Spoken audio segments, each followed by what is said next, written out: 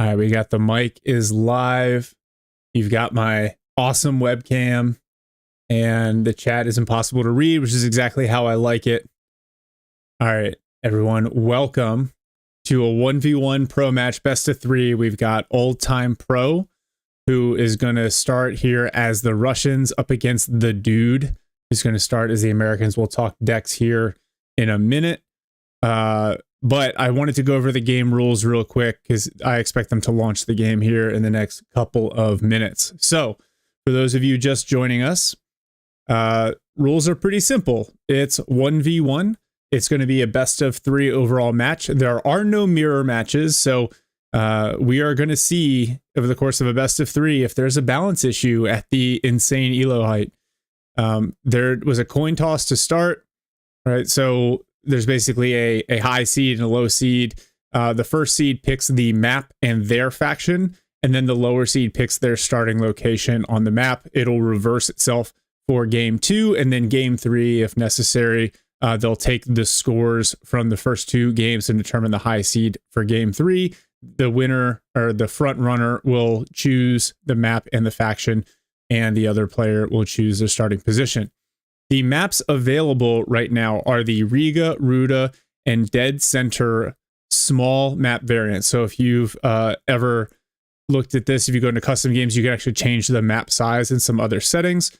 These are the small maps. It's still going to be incredibly large for Broken Arrow. It's going to feel like a very different game, so I'm excited to see it. 30-minute games, so 10-minute phases. We saw this in the 2v2 and 3v3 tournaments previously. I think it's nice. It changes the pace a little bit, and they've updated the loser compensation at the end of each phase to 50 points per objective point instead of 100.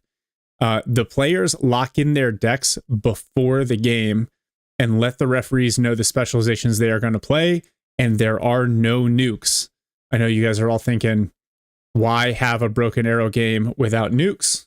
But for the purposes of high skill gameplay, that's why that's why they're not doing nukes. Yeah, feels okay.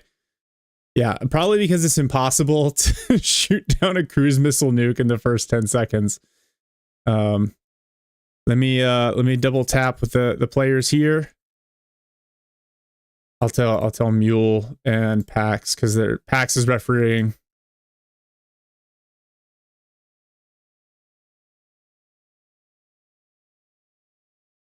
Yeah, Benham, I kind of agree with that.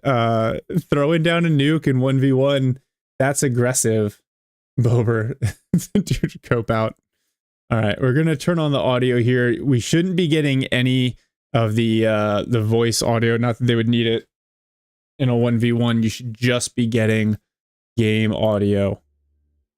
So right now it's very quiet. It's just the music in the background, and then as soon as they start loading into the game, we'll pop actual Discord here. So for those of you wondering logistically, yeah, nuke in 1v1. I think, Hansi, to your point, I think trying to bring a nuke into your deck is super dangerous because that's so many points that you don't have. Hey, demo, post this on Reddit. Oh, yeah, I like it, Liberator. All right, chat, while we're waiting, anyone have any guesses what OTP, he's the Russian player, what spec combo he's going to use?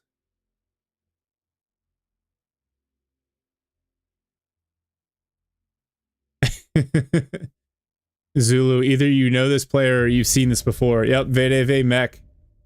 VDV Mech is the answer. And then anyone else, what do we think we got for... Let's see here. We gotta make sure. Oh, yeah. This is where we need to be. Boom. What do we think we got for US? That's all he plays? Nice. Yeah, that's something I noticed in Co too. When you got players that are up against each other constantly, they know. Yep, and Zulu calls it SF Striker. Look at that. It's like you guys play each other all the time. All right, are we getting a little bit of music game audio? Let me know if the stream needs to be turned up here. Oh, we are on Dead Center. Now, look, the map's a little deceiving. There aren't as many points in the small map variant, but still 6 control points. And we're going to see heavy air attacks come out from the dude, a couple of Su-27s, a Ka-52, and now it looks like he's trying to figure out how he wants to employ his initial infantry push. Going to see a couple of VDV Spetsnaz squads out with the Kamaz VDV truck. Oh, he's turned his volume up for us. Thank you, sir. Nice. I love to see people with favorites already. Okay, so this is an interesting start, but again, like no change to starting resources, only 1,000 points, so you're limited in what you can do. And I think what's going to be really interesting about this is how the players manage the flanks, the deep recon versus maintaining enough combat power in the fight. The double Su-27 I think is really interesting too, because remember there's half the upkeep on airplanes. So it seems to me like he's trying to absolutely make sure he wins the air tax and then can get those airplanes back and capitalize on the additional resources.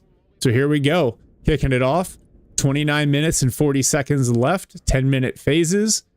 We are spectating Old Time Pro here as he plays with the Russian faction. You see, he's microing his airplanes in unison.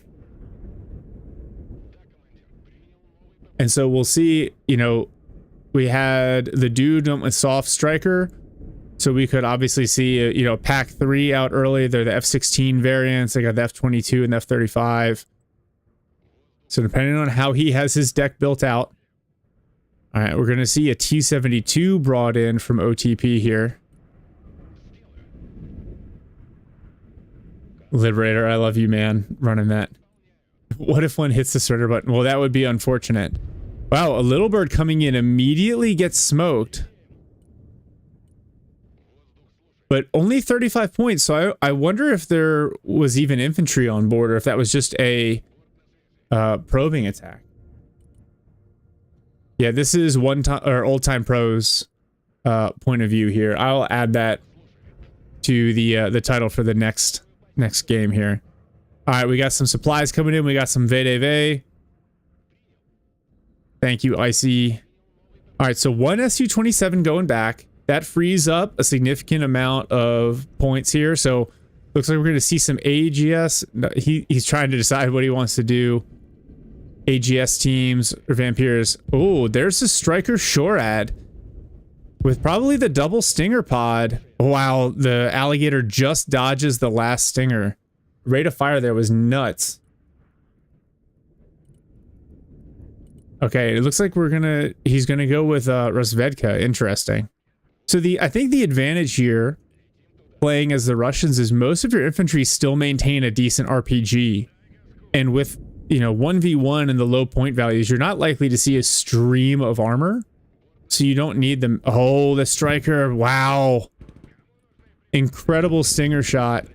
And now the dude going with Delta Force in the buildings there. So bringing in the elite infantry early. Another little bird gets spotted by the Su-27 and one shot by an R-73. Yeah, Liberator's already got the pole running. So we see a T-72 moving up the Rozvedka. Delta Force supported by RRC, so they have some decent AT available.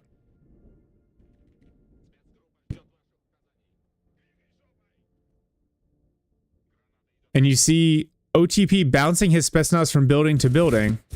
They've got the thermobarics. Wow, and the breach actually goes their way. Delta Force has to bounce out of that building. They are panicked though, so they're taking a ton of damage. Concealed in smoke. You love to see the micro. And Delta Force staying at range here, now taking fire from the T-72. It looks like, oh, so he's gone for the standoff Delta Force loadout with the Fletcher rockets. Obviously not going to hold up as well against the VDV there in the house. Booker tangled with the T-72. It's going to smoke itself off and back away. Got mortar rounds coming in as well to support Infantry. Interestingly enough, not really a trade there. The 250 points that the dude got early were from the kill on the alligator.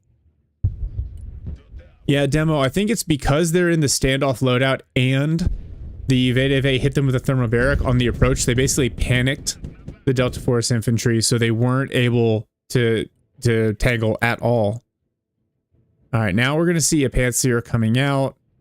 We got more supply coming in, some BMD-2s with Razvedka on the way. Look at this.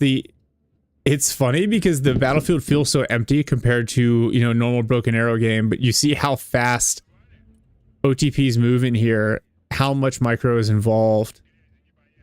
And all of it's purposeful. He's not just spamming, clicking across the screen. All right, the dude going to use some smoke here to set up. I imagine another push is coming.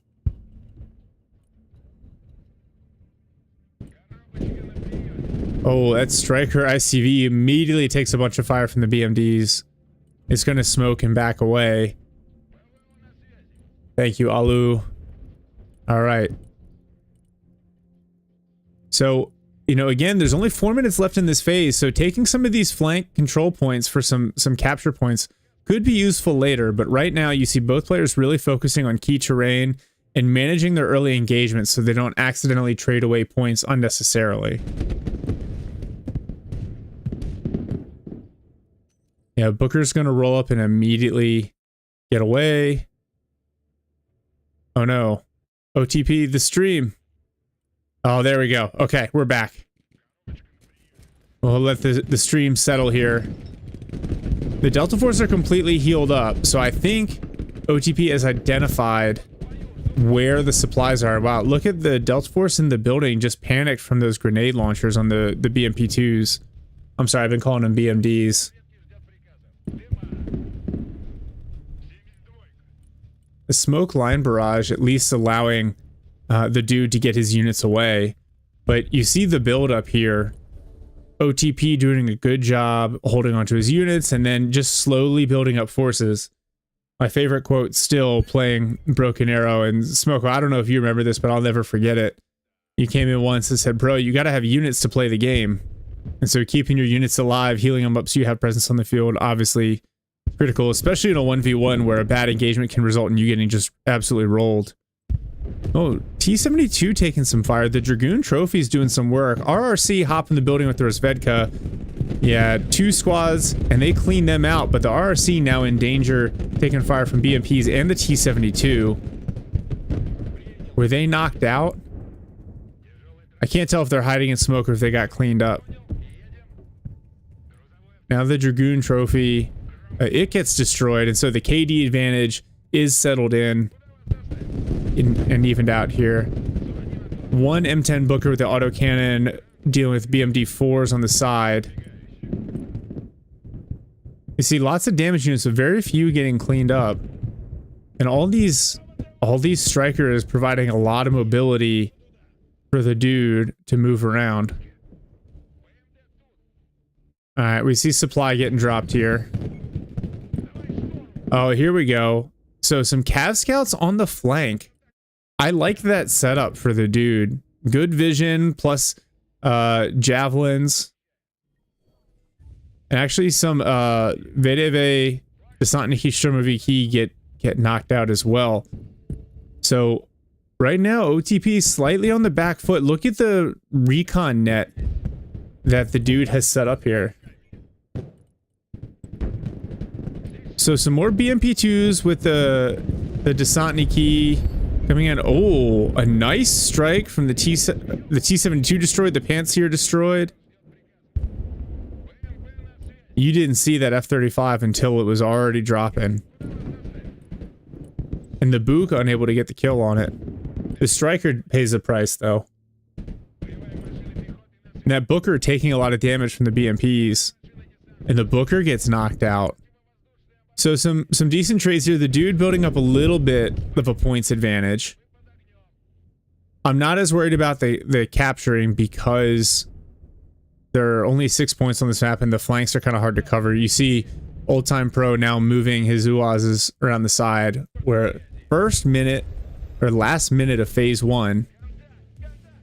And again, you know, only a handful of points available. Wow. Nice ripple fire onto the striker mortar carrier that takes away the dude's advantage in KD going into the end of the phase. Very, very nicely played. Hanzi, we actually gifted OTP Discord Nitro. That's why he's pushing in 1440, but internet connection can be a little spotty. All right, so the Sarmat 2 finds... Oh my god, I don't even know what that is. The armored knight over there. And even with the small map, some of these mounted units taking a while to come out. And by taking Fox, the dude has given himself a 2 capture point advantage going to the end of the phase. Looks like some Cav Scouts going to make a run for a hotel. Not only are they not going to make it in the last 5 seconds, but that T-72 is there to challenge them.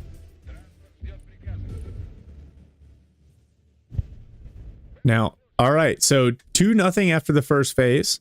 Right, and we've seen this before in competitive play. The first phase, the score isn't usually all that critical.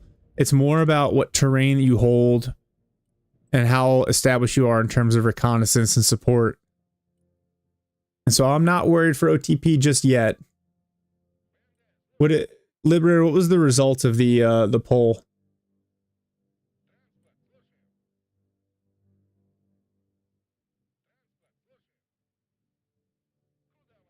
All right, so yeah, you see a little bit of a reset here. And then, you know, my thought is he going to continue to push for Fox? Especially with the smoke pretty much continuously coming in. Or at some point, does OTP consider going around the flanks here? He's got his Sarmats on the flank, just trying to kind of watch out for Recce insertion. Okay, thanks, Liberator. All right, RRC in the building here. They're actually not gonna try to weather this. Oh, they hop back in using the height advantage to get top armor shots on those vehicles. Oh, then they get caught in the crossfire of the BMPs. They are done. Scrajette moving up, and now a T-72 in tight against the ICV. A Booker comes up to support, but that is not what you want for the dude.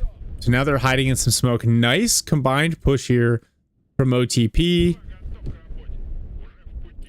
Yeah, this is the biggest difference here. We got, look at all of this smoke going down from both players, making fantastic use of it. T-72 hops in on the flank of the Booker and the Striker, but they're really, really well microed. Another Booker on the way out. This T-72 goes down to a Booker at range, supported by Rangers and the Dragoon.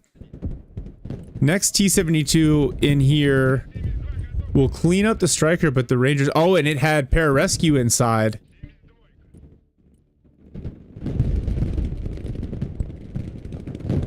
The VDV getting shredded at range by the Delta Force standoff in that building there. Another BMP-2 goes down. It was a good push, though, from a terrain point of view, and actually from a KD, OTP traded it basically 2-1.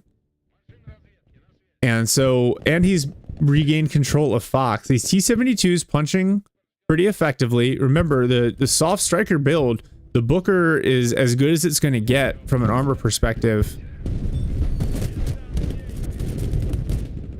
Oh, VDV Desantniki getting shredded here. Oh, now more Russian infantry getting knocked out as more smoke comes in. The trades have evened out a little bit. But nice forward supply placement. So these T-72s going to be back at full health. Yeah, it's Delta Force standoff, and you can see in his deck he's got the pararescue for the room clearing.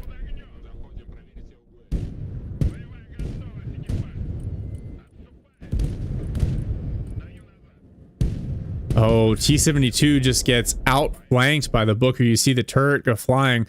Booker and RRC in close. RRC doing nice, doing some crits, but now the VDV Spetsnaz arrive. Booker is trying to drive around, but the T-72 gets the final shot off. So I think at the end of the day, I think OTP will take that trade.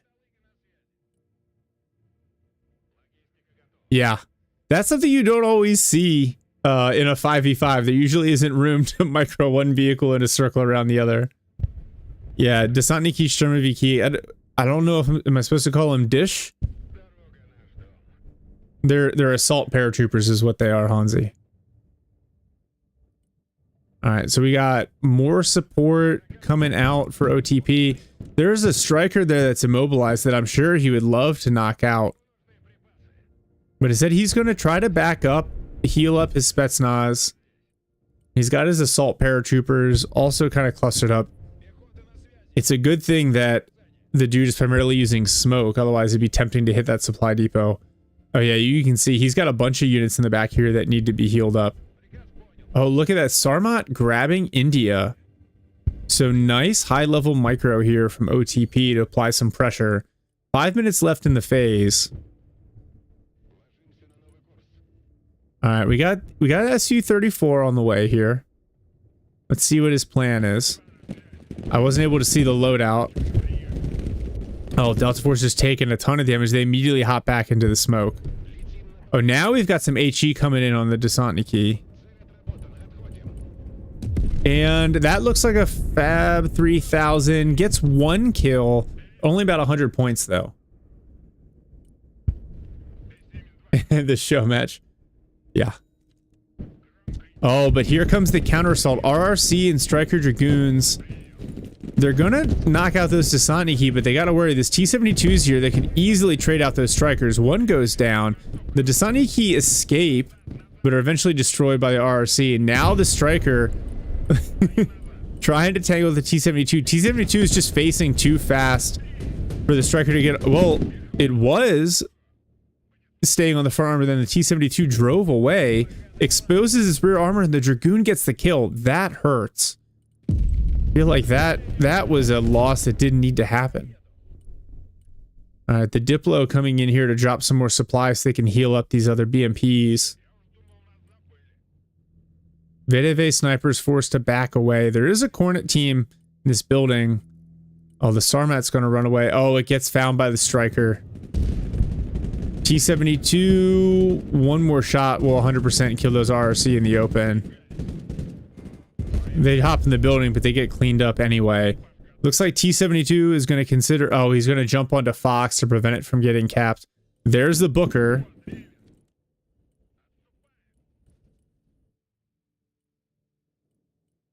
And the dude is going to grab back Foxtrot and India, which should totally flip the control points going into the end of the phase here. OTP is floating a little bit in terms of resources, but you see he's still just constantly bringing things out. I like the reliance on the assault Desantniki. I think that's smart. And he's going to mix in some RPG-29s as well, which I think are a really, really effective unit, especially if you can keep some range. Wow, Booker doing a ton of damage to those BMDs. Oh, there's a second one there. But now the counter engagement coming in.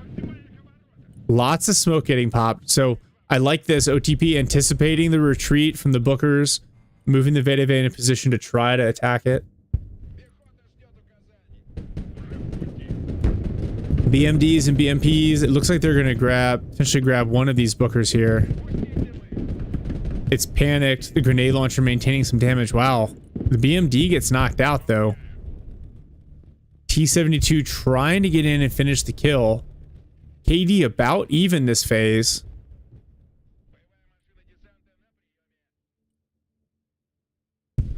Yeah, and okay, so it looks like OTP is going to grab back Foxtrot here.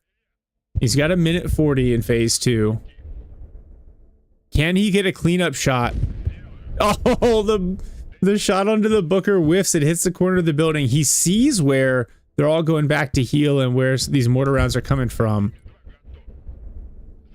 His Su-34 is on cooldown. He's got access to 2 Su-57s, but they're so expensive in this build. Oh, no. The Desantniki get caught out by some Rangers. They are going to somehow survive with just one model left. Both guys fighting hard over Foxtrot going into the end of phase 2 here. Oh, and the dude reinforcing with even more Strikers and RRC. They get a couple of kills and looks like they're going to take Foxtrot.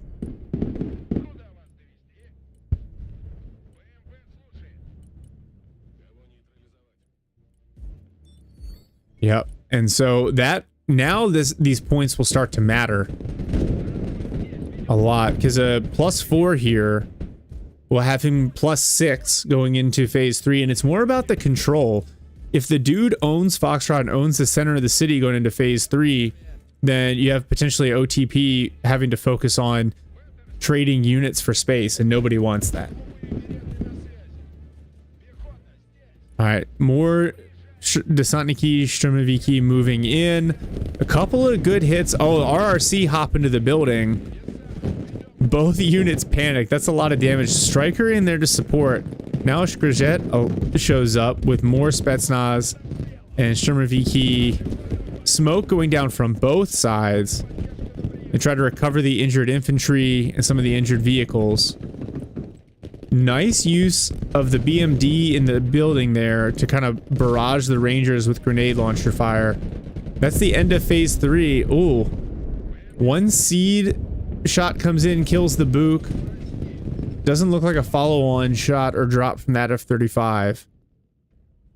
So right now, the dude is up 6-0, which means 3 objective points required for OTP to take this one home. He gets his first one by killing that Booker, but he needs to take back control of the map as well. And he has a lot of units on the field that need to resupply, need to heal. So I think at this phase, right, he really needs to focus on setting the conditions going into the last couple minutes of the phase, right? Getting everything healed up, getting it positioned right to make a final push, and maybe some sneaky capping on the back line with India and Gulf over there. BMP's continuing to get a couple of kills. Now he's up double on KD, although it's not that many points in total. More smoke coming in. Torinary, you're not a fan of 1v1. The micro in this game has been absolutely nuts, and you're starting to see what it should look like in each person's lane in 5v5, but big team games, I think, encourage people to be slightly more cavalier with their APM, with their unit choices. No, game, it was not designed for it, but I'd love to see the devs maybe think about a smaller form factor game mode. There we go. Capture points are even. If the game ended right now, it'd be a dead draw. I like including the RPG-29s. I think that's smart. You can do some additional damage to vehicles running up, and actually the RPG-29s will do some shock and panic to infantry as well.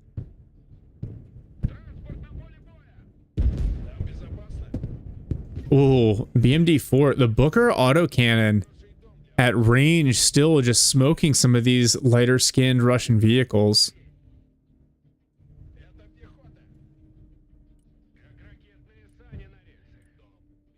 KD evening out slightly. Are we seeing? Yep, we're going to start to see smoke here. I imagine the dude is gathering up for the next push. OTP, it looks like he's going to run right up the gut here. I would love to see, it's tough in 1v1 and with the point values, but I would love to see some sort of pincer. And maybe that's what we're going to see with these BMDs, or if maybe he's just grabbing some forward territory with these infantry.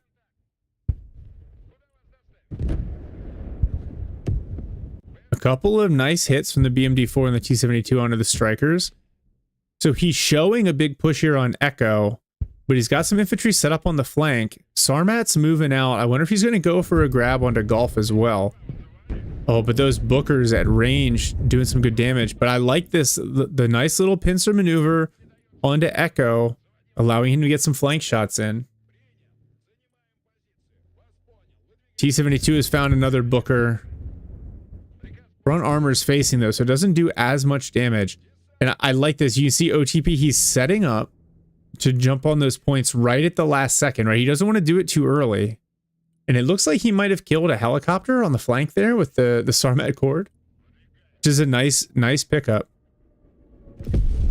Ooh, 2,000 pounder comes in. That T-72 is dead. That evens out the KD just a little bit. Yeah, Bober, I kind of agree with you. I feel like the standoff infantry heavy loadout that the dude is using, I think he's almost treating it like OTP is using more standoff weapons or team weapons than he is. Instead, he's almost using exclusively assault infantry. Wow, they found the supply point in the back there. He doesn't have enough points to capitalize on it yet. Delta Force just barely escaping the smoke. That would have been 110 points there. That would have been a nice pickup. Ooh, some cruise missiles come in from the back. That has to have been a Nighthawk. Only 2 of them. Does some pretty significant damage to the T-72s. Doesn't get the kill. Booker's now squaring off against BMPs. T-72 moves in. Now the Sarmat hopping onto Golf. Just one big push here, and now all these VDV gonna clean the RC out of this building. There's a lot of support on the backside, but those strikers are also going down. Oh my gosh, and we're gonna see almost an opportunity for sudden death here with 4 minutes and 30 seconds left. Yeah, he's definitely got enough of the objective points at this point. All right, sudden death activated. The dude has 2 minutes to figure this out. What a beautiful envelopment maneuver there across the board. It was like a dual layered envelopment. All right, combat engineers onto Echo. So it looks like the dude will avoid the sudden death. Engineers are taking a lot of fire. They're not long for this world. T-72 gets in tight with the Booker. One more shot will do it. One Booker's dead. A second arrives, though.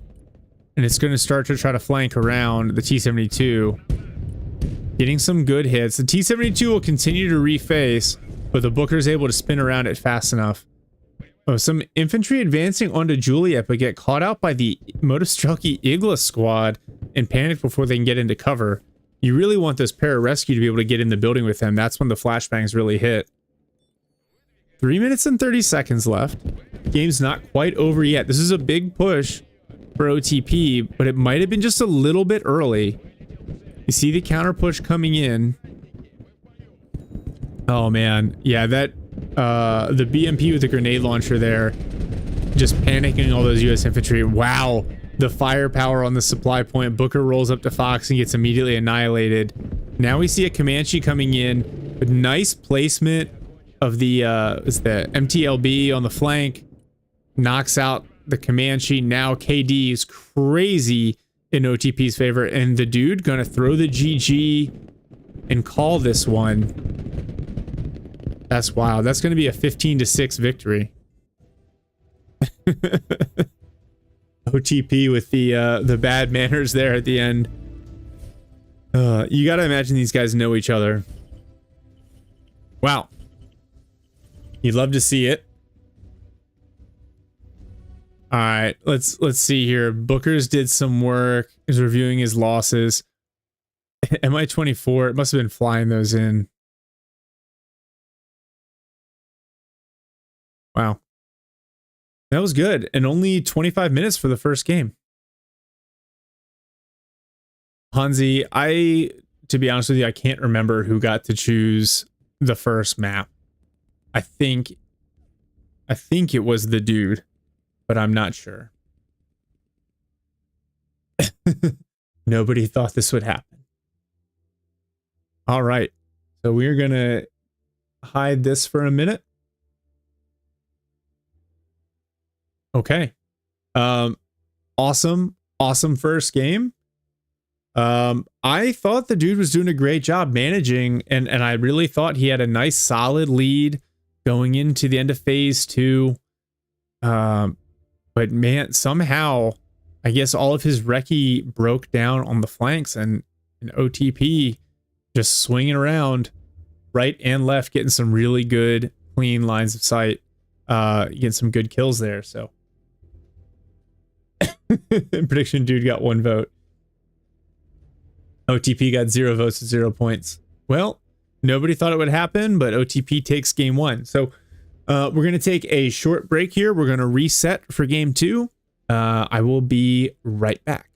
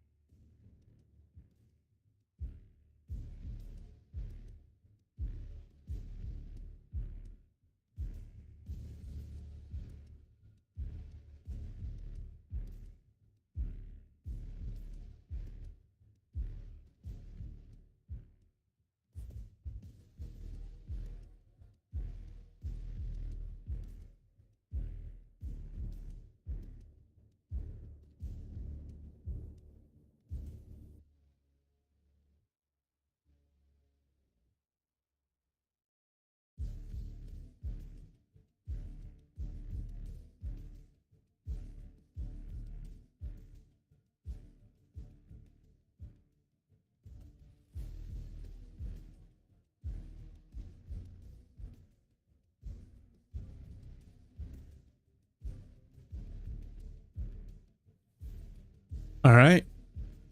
I am back.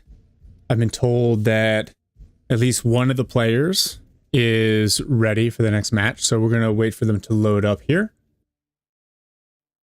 And let me see, actually.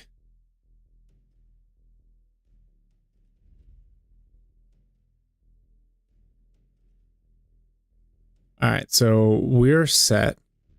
Let me make sure that the dude is ready to go.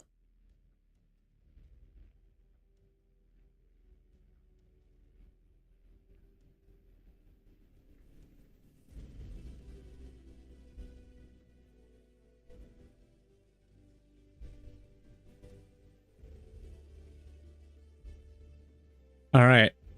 So Hansi asked a good question. Can they change the deck now, or are they bound to the one they chose? No, so they will change here. And actually, so if the dude chose the last game, then it will be OTP's turn to choose, right? So he's going to basically select what faction, what map he wants to play, and then the dude will get to choose starting position, and then they will choose their decks. The decks are being pre-cleared and sent to the referees beforehand. So that's how we're making sure that there's no nukes, which is basically the only rule they can't break. But I think it shouldn't be that crazy if it's just no nukes. But they are still keeping track of the deck to make sure there's no exploits. And since we're doing this live, and you're watching OTP now, I don't want to say this like proves that he's not cheating, but like it's pretty, you would see something weird if he was cheating in the game. So they're not recording the matches like you would for a Broken Arrow World Series, because in this case OTP is being spectated. We wanted to get the dude spectated as well, but he was we're concerned about being able to stream in Discord and play the game concurrently.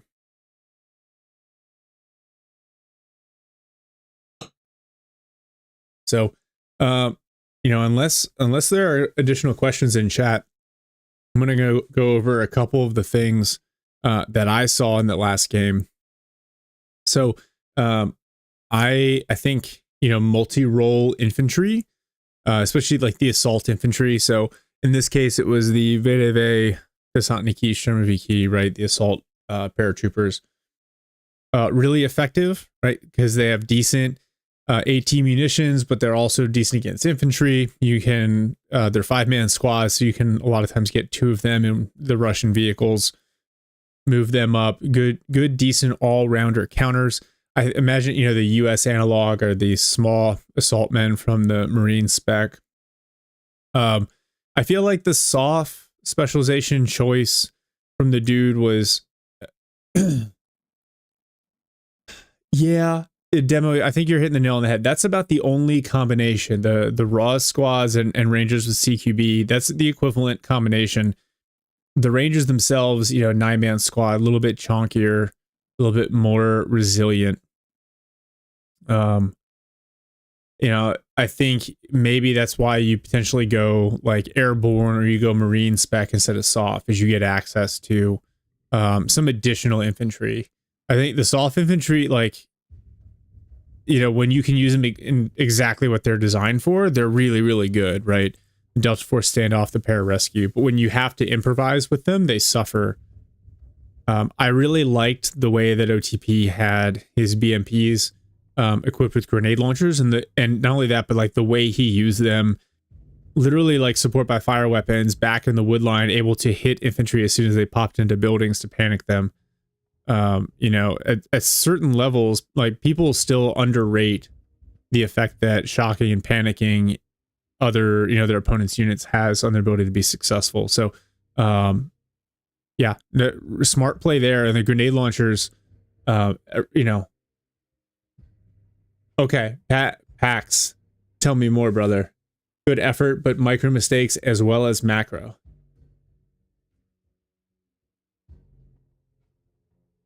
I am not a pro player. I'd like to think I'm pretty good at the game, but I'm not a 2800 elo Pro. T72BA could have been cheaper as the T72B1 with same effect as the Bookers. Hansi, I agree. I think the soft is a little too specialized for 1v1. Multi-role units are going to be king in a game like this. A game mode like this.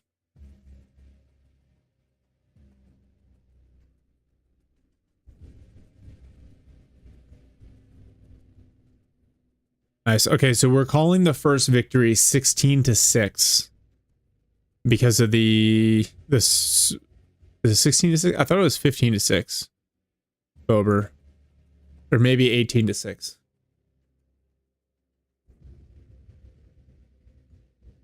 Okay, so Old Time Pro says the decks are pre-locked, so if he picked armor, my T72s could not penetrate. Interesting.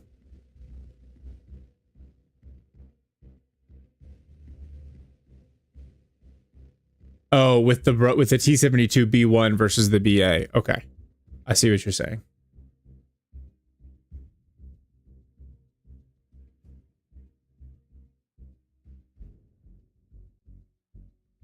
Yeah, Pax, I agree with you. I think you're spot on there, right? The dude, he relied a lot on RRC in the CQC loadout, so they got their upgunned AT4s, and they've got very effective short range small arms.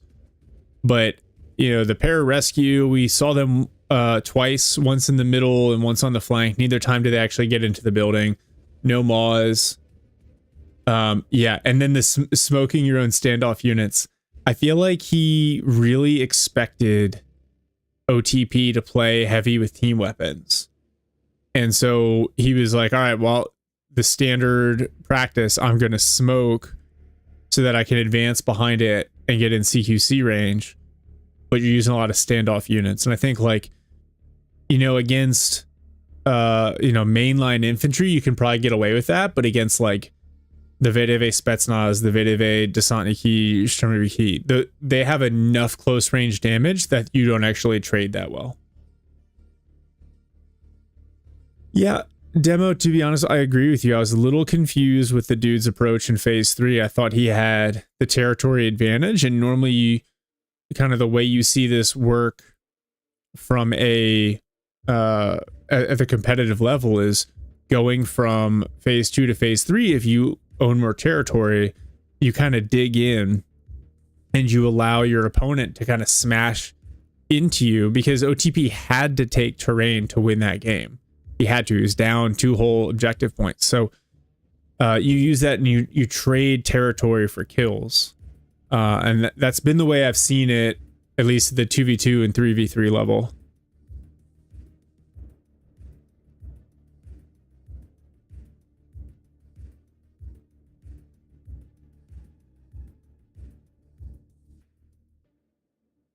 Yeah, Hansi. Marine armor. I think marine armor is good, but it also has some vulnerabilities. So one, everything's very expensive. Even the marine infantry, they perform well, but they're not cheap. OTP. Sorry, I'm going back to Pax's comment. OTP was too passive and static position-wise with his units. His cornet was AFK on hotel for the entire game. Yeah, that's a fair statement. There was a moment there where it looked like he was going to get rolled by the dude, and having a sniper and a cornet team in that building seemed like a good idea. But yeah, in a lot of people pointed this out in stream in phase 1, kind of very relaxed posture. I think he expected more aggression from the dude. And then when he was setting up in phase 3, I actually, like, you know, me being a caster with hindsight, I feel like his big push there was maybe just like a skosh early, because if he hadn't he cleaned up a lot of kills, but if he hadn't, he would have really set himself up for a counterattack going into the end of the phase. It just takes so long to drive those armored vehicles forward to the front late in the game.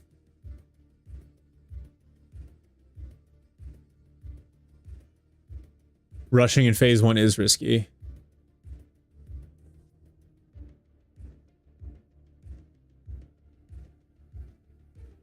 Yes.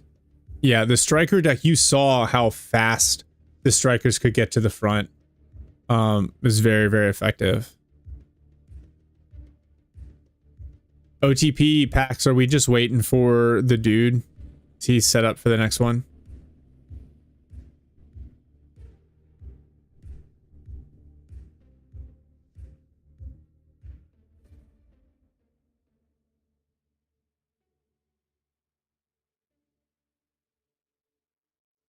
Jaywalk. Tag?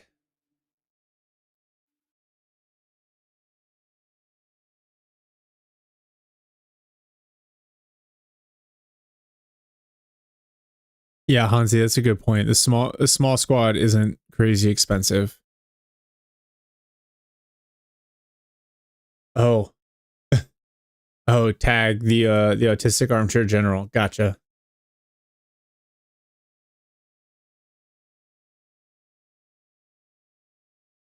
Hmm.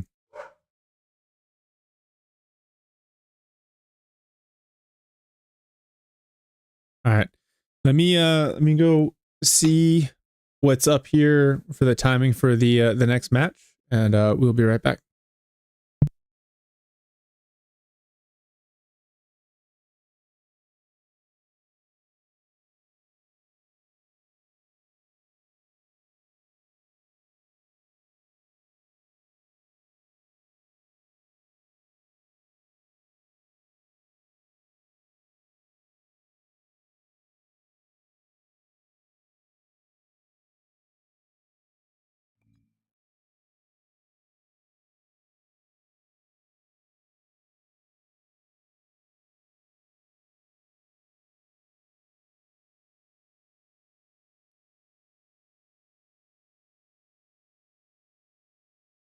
Hold on, Gen X Showman. I came to say Gaida нашему мальчику о тебе слушай. Этого ебаного.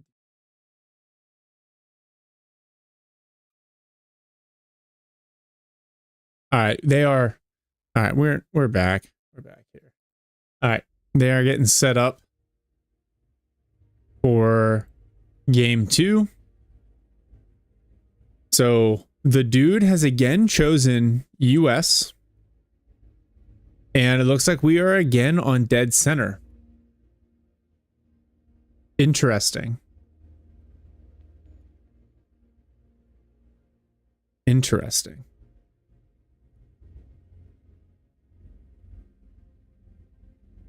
Hansi, oh, when I turn my mic off, is it pretty loud?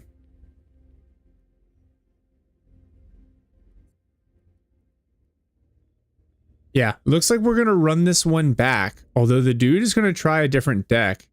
OTP apparently is not. Wait, maybe we are. We're seeing decks getting changed around. This is interesting.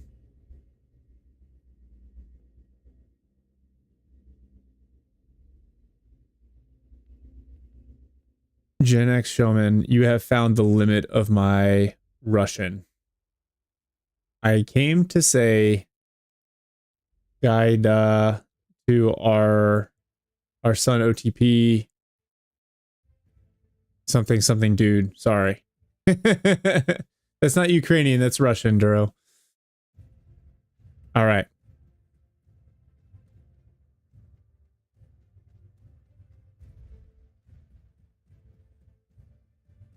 Let's go. Let's get this game 2 going. It looks like players have picked their decks.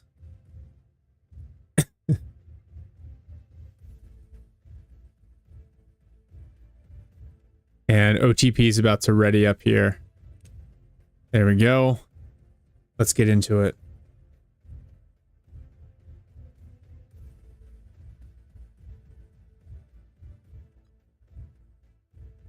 Pax, thank you. Referee extraordinaire.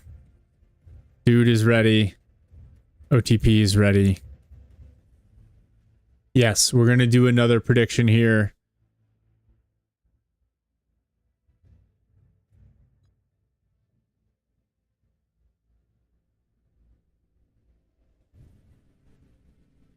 All right. So we've got a poll up, a prediction poll. Who will win round 2? Keep in mind, we are going to see... Let me pull it up here. We are going to see a direct rematch. Soft Striker from the Dude against VDV Mech from OTP. The only change, the sides have switched. All right. Oh, come on, let's go.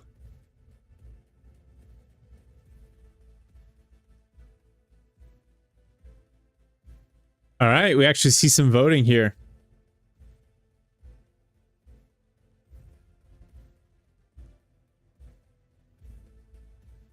When that Broken Arrow soundtrack hits. You know what? People can say a lot of things about this game. The soundtrack smacks. I love it. I get more complaints in my videos for having the soundtrack in the background, but I don't care. Goat. Goat P. All right. Everyone's ready. Let's go, boys. Let's load in here.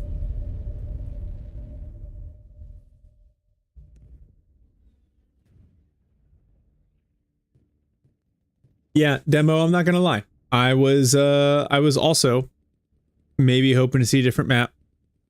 Maybe some different specs. The Battle of the One-Trick Ponies. Hey, Mule, if you are watching, maybe for Game 3, we can dictate that they swap sides and decks here, but I didn't make the rules. Mule is the organizer of this event. Mule, who's currently sitting above 3,000 elo, which mind-blowing to me. All right, and here we are on Dead Center. We're going to be coming from the top of the map this time.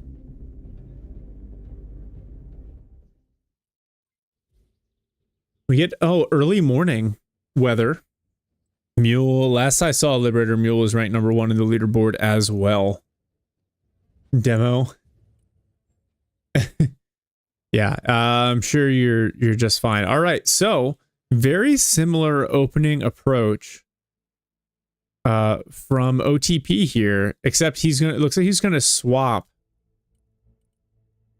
There we go. He's going with the assault paratroopers and maybe some supply. He's got 100 extra points here, but starting with the heavy air attacks and the K-52. OTP Zelo is 2470 as of the launch of this one. And the Dude is at 2800 even. Liberator, I do remember when Bober just played nonstop. Did he ever stop? I know he's in at number 4. The whole Monkey 5 team is a top 5 last I saw.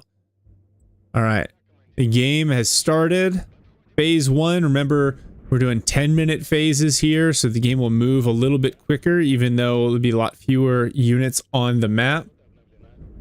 Double Su-27. And actually, they were a nice counter early with the R-73s against the... Oh, so he's got a mix of R-77s and then the semi-actives. So no 9,000 meter missiles. But the R-73s did a good job of countering the early MH6 pushes. Hey, Duro, thank you. Thank you for watching. This is fun for me. If only the devs gave us an observer mode or replays, then we could do some real hard-hitting analysis. All right, looks like OTP going to bring out the MTLB again. That worked out really well for him the last game when he found some Comanches. There's the MH6 immediately knocked out. Again, only 35 points. So I wonder if if he's throwing them out there just as like to test the waters from the Dude. You saw what looked like a Stinger race after one of the Su-27s on the way out. So he's going to refund one. Alligator gonna hang out in the center of the city and just kind of forward spot. It's got so much armor and such good ECM, it can probably sit in there a little bit longer than some of the US helicopters.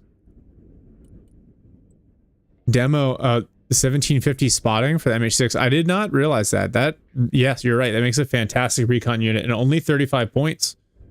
There we go. So Alligator dodging some additional Stingers. So you're probably seeing the Striker Shore ads come in there. the MTLB on the way up with an AGS squad in it. I think OTP definitely took away from the last game. Man, it is nice to have those grenade launchers. And he's got his alligator. Looks like he's kind of scouring for recon or infiltrating infantry on the flanks. The Kamas are going to drop some supply and some assault paratroopers. Flashbang weather. Yeah, it is really bright. Now the Su-34 is on the field. And he had a Fab 3000 in it last time, or Fab 1500. Whatever, the big one. You guys know what I mean. It's probably 1500 because it's in kilos. So, okay, so an anti-radiation missile heads in, hits nothing. Su-34 loops back around. What I like about the way OTP's been playing this is you see him, you know, building out a very balanced army. Obviously, he's going to push with IFVs and the airborne assault squads, but you see him with anti-air, you see him with some support elements. He's got the recce on the flanks. He's done a very good job maintaining a balanced deck and not just blobbing up. The T-72s, I thought, did a lot of good work for him in the last game as well. First one hitting the field here, as well as some BMP-2s with Rozvedka squads in them. That extra vision certainly helps, although the center of this map gets very crowded with sight blockers. Now, the dude, I think, is taking a little bit more of a passive approach here, and I wouldn't be surprised if he's actually actively probing the flanks, but avoiding hitting the capture zones to make sure he's not giving away his position. He has a huge speed advantage with the strikers. And so you would hope, you know, he'd make use of that coming in. Fox has been taken. Now, that's an F-16. The Viper coming after the Su-34. So he's got it in kind of an air suit build. And he forces the Su-34 to leave home without dropping. Thank you, just better. So demo, it was empty on its KH-58, the anti-radiation missile, because it lobbed that one in, but I think it still had its smart bomb. All right, looks like we're gonna see some smoke coming in from the dude as he gets ready for his first push. That AGS squad and that high rise is going to be a pain if it's even if it's not infantry heavy. The light vehicles from the striker spec are going to take shock and panic relatively quickly from those grenades. I like the use of the Scrjet combined with infantry because it can carry 5-man squads. So a little bit of like multi-role action there, which is something that OTP did really well in the first game. I'm not going to lie, guys. I have a tendency to root for whoever I'm spectating. But in this case, I really want to see the dude take it to him because I want to see a game 3. So that's where we're at right now. Got more Rozvedka squads coming out. I think there's a lot of value there because they still carry handheld AT. So good sights, good stealth. You know, not direct combat, but if they get rolled up on with vehicles, especially these lighter US soft vehicles, they can still hold their own.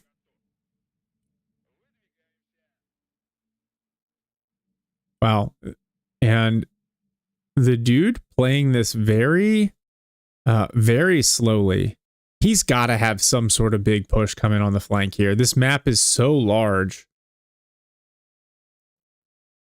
And you can't just let OTP build up. Yeah, you got cav rifles and engineers get spotted.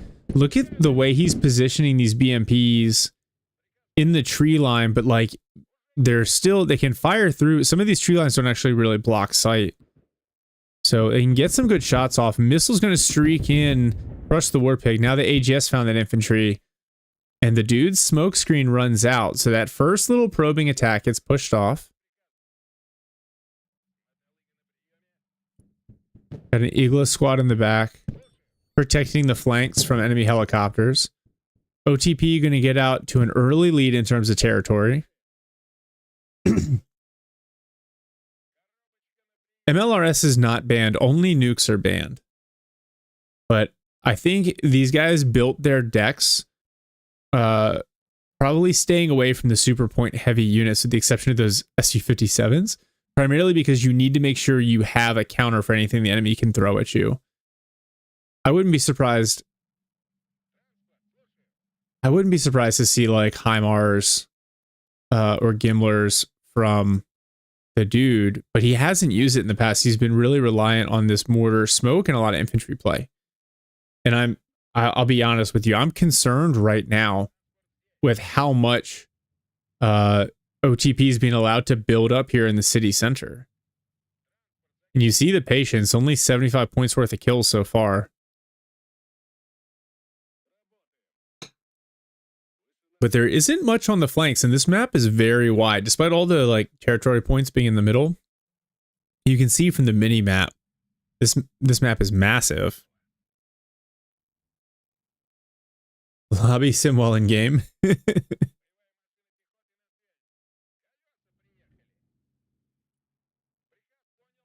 Yeah, what's the thought process here? He's got a couple of these MTs on the flanks. All right, missile goes out from the BMP, targeting the striker. It smokes it off. Now some cruise missiles coming in. Yeah, supply sniping could be where the cruise missiles come in. Nice hit onto one BMP, and the Book destroyed. So there's OTP could have a recce problem here. Nice, 235 points. SU-57 brought on board as a potential counter. More smoke coming in from the dude. Phase 1 down into its last minute. So definitely much slower, more deliberate pace this game. SU-57 looks like he's going radar hunting. And so it doesn't appear any Patriot PAC-3s are up. Oh, the F-35's out. Initial hit with an AMRAAM. The SU-57 doesn't get any shots off at the F-35. It does flip around. Who will get the next shot off? R-73 misses.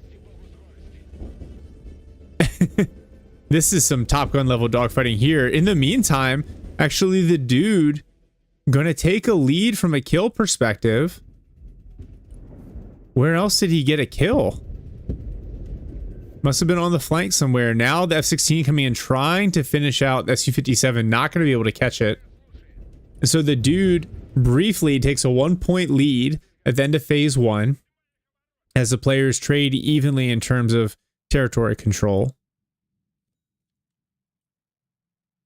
And now you see OTP trying to figure out how he wants to counter this. I like the F-16V air suit build because it's so cheap. Striker Dragoon takes a hit from the T-72 and then smokes off and backs away. Yeah, so this is, you know, the problem with casting based on one player's point of view is you can't totally see what the dude is doing. And it feels to me like he's probably setting up units kind of all the way around the sides. At least that's what you would hope, considering he's been so passive here in the city center. Oh, a 2,000 pounder comes in from the F-35, not even seen, but it also doesn't kill anything. All right, now we've got Delta Force in the building. We got strikers providing some support. And SU-34 comes in, and it looks like he was considering having it drop on the Delta Force squads. I think he sees a lot of infantry there. So we are going to see, is that the Fab 1500? That drop coming in. No need for a laser. Big hit. One squad killed, 110 points. So that was definitely the Delta Force squad on the backside of the building. Obviously, well worth the trade, especially if the Su-34 gets away. Now you're starting to see the mixed infantry we were talking about in between games. You got Maws, you've got Pararescue, and you've got strikers moving them around to and from the front.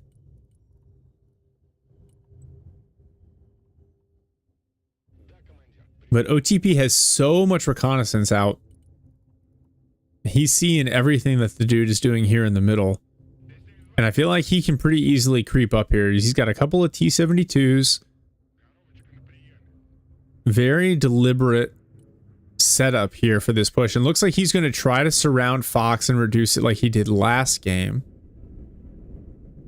Su-27 in for air soup. F-16V comes out to try to counter it. The Strikers and Bookers find some of their Razvedka squads. Oh, Su-27 kind of out of position. First couple shots come in. One hits, two hit the desync, and the F-16V looks like is going to get away.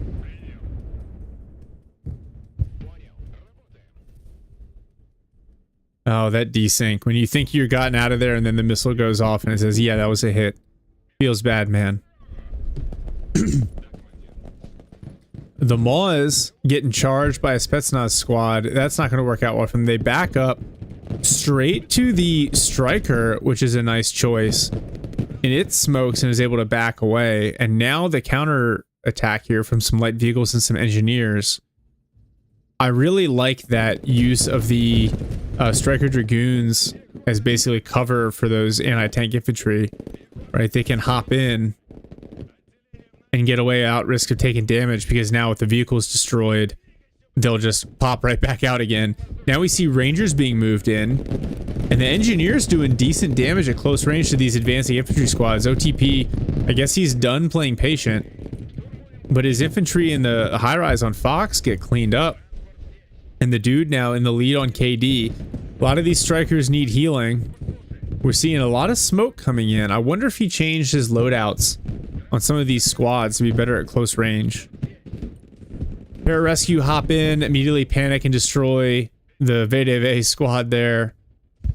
We got more smoke coming in, a couple more injured squads for OTP.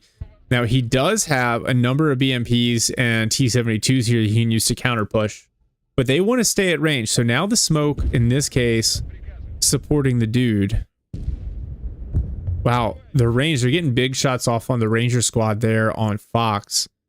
It looks like the dude's forces are also back for heals.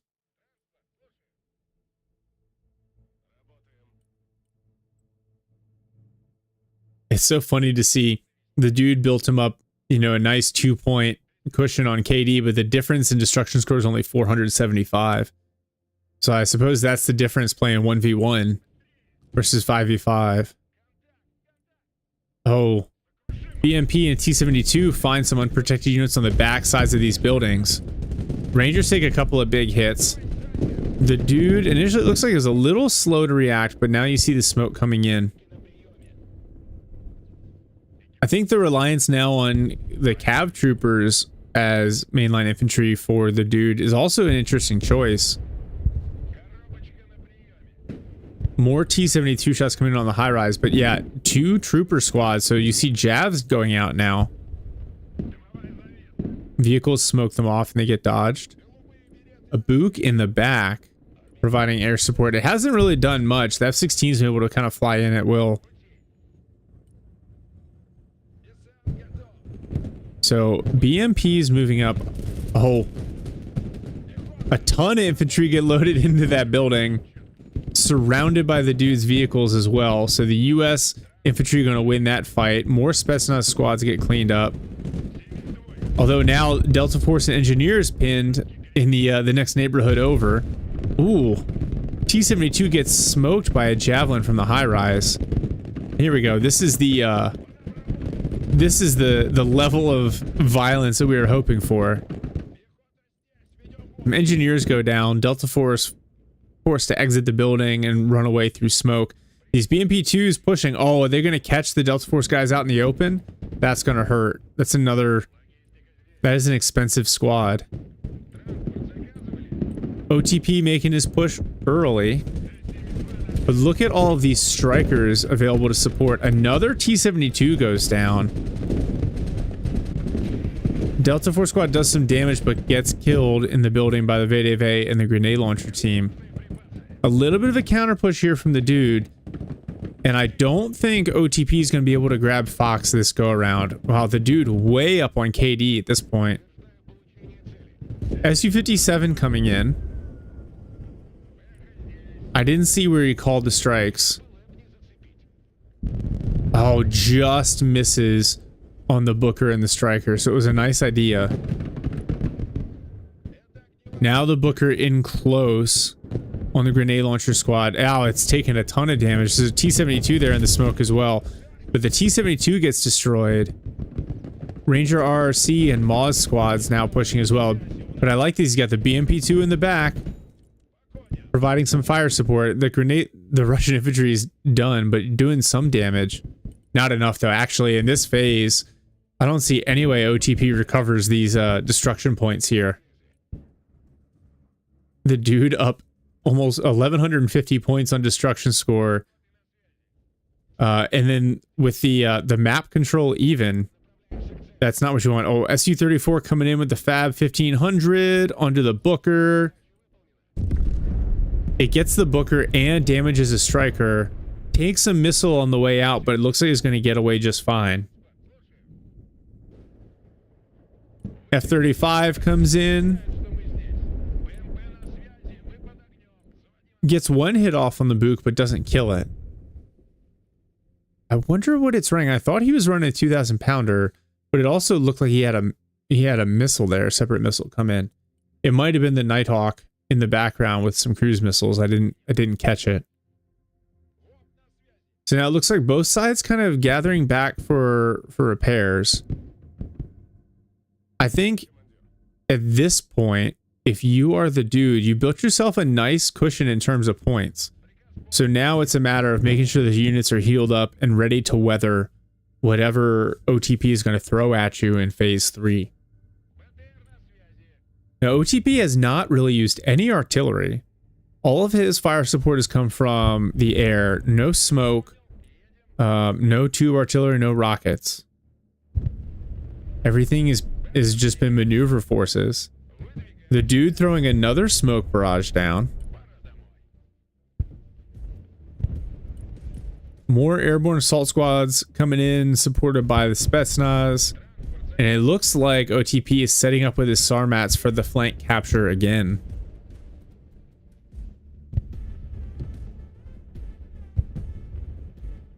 All this smoke.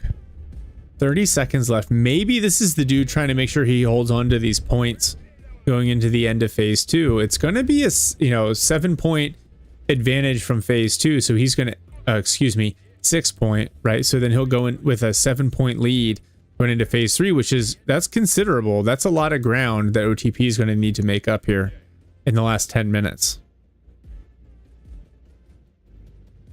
All right, but you see OTP working his way around. He's got the MTLB set up. He's got the Book. He's got some BMPs on the flank. I really wish I could see what the dude was running on the flank here in terms of reconnaissance. Obviously, the Sarmats, one of them took some damage at some point, but they didn't encounter too much trouble. Oh, now we're going to see Mi-24s from the dude, and we saw a Striker Shorad earlier, and not from the dude, from OTP.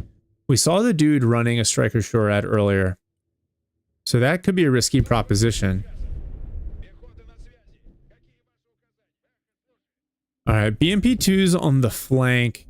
I like that choice. I think they're a nice balanced unit here.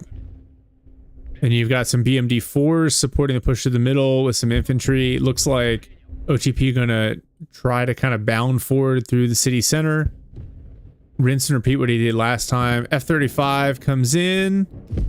Wow, nice hit on the Skrijet. But actually, if that F-35 goes down, which it might hear from the Book. Oh, the second shot misses. I'll say the Skrijet's not worth the 2,000 pounder if that 35 goes down. We got more smoke coming in. Oh, the BMPs find some pararescue out in the open. I don't think the dude was expecting this flank push again, even though OTP did it last game. I think last time he did it though with the Sarmats, and so maybe he was expecting light vehicles. Oh, something is killing the BMPs in the open. Striker Dragoons. Second BMP smokes off, but just like that, the dude is taken back hotel. Now the Mi-24 is there. It's got to stay at range. Oh no, the Striker Shorad, the Stinger's going straight into the building.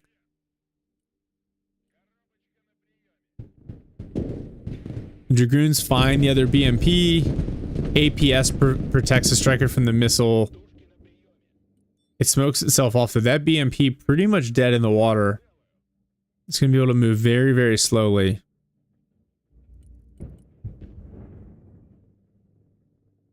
And now KD about even at the start of phase 3, 7.5 minutes left. It looks like this time OTP looking for a big infantry heavy push through the center. He's got some BMDs. He's got a ton of VDV infantry.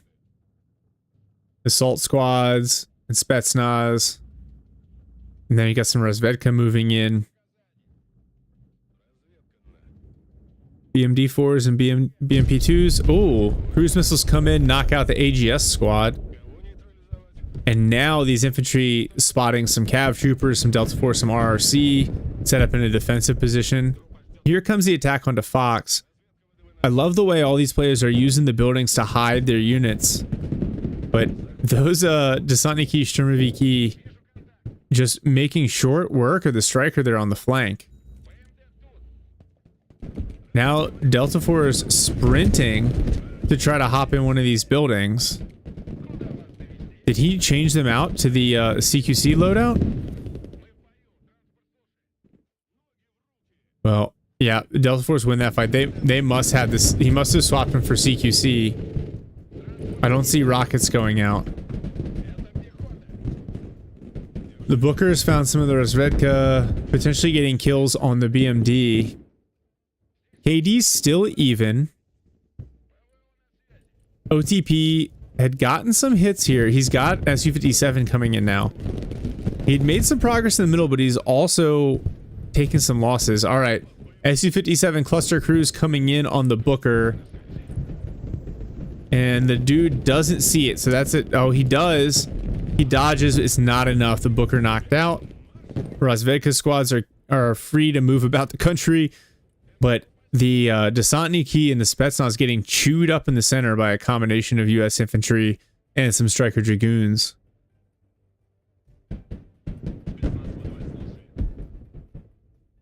Oh, Ranger Maws on the flank of the BMD-4, and that's dead.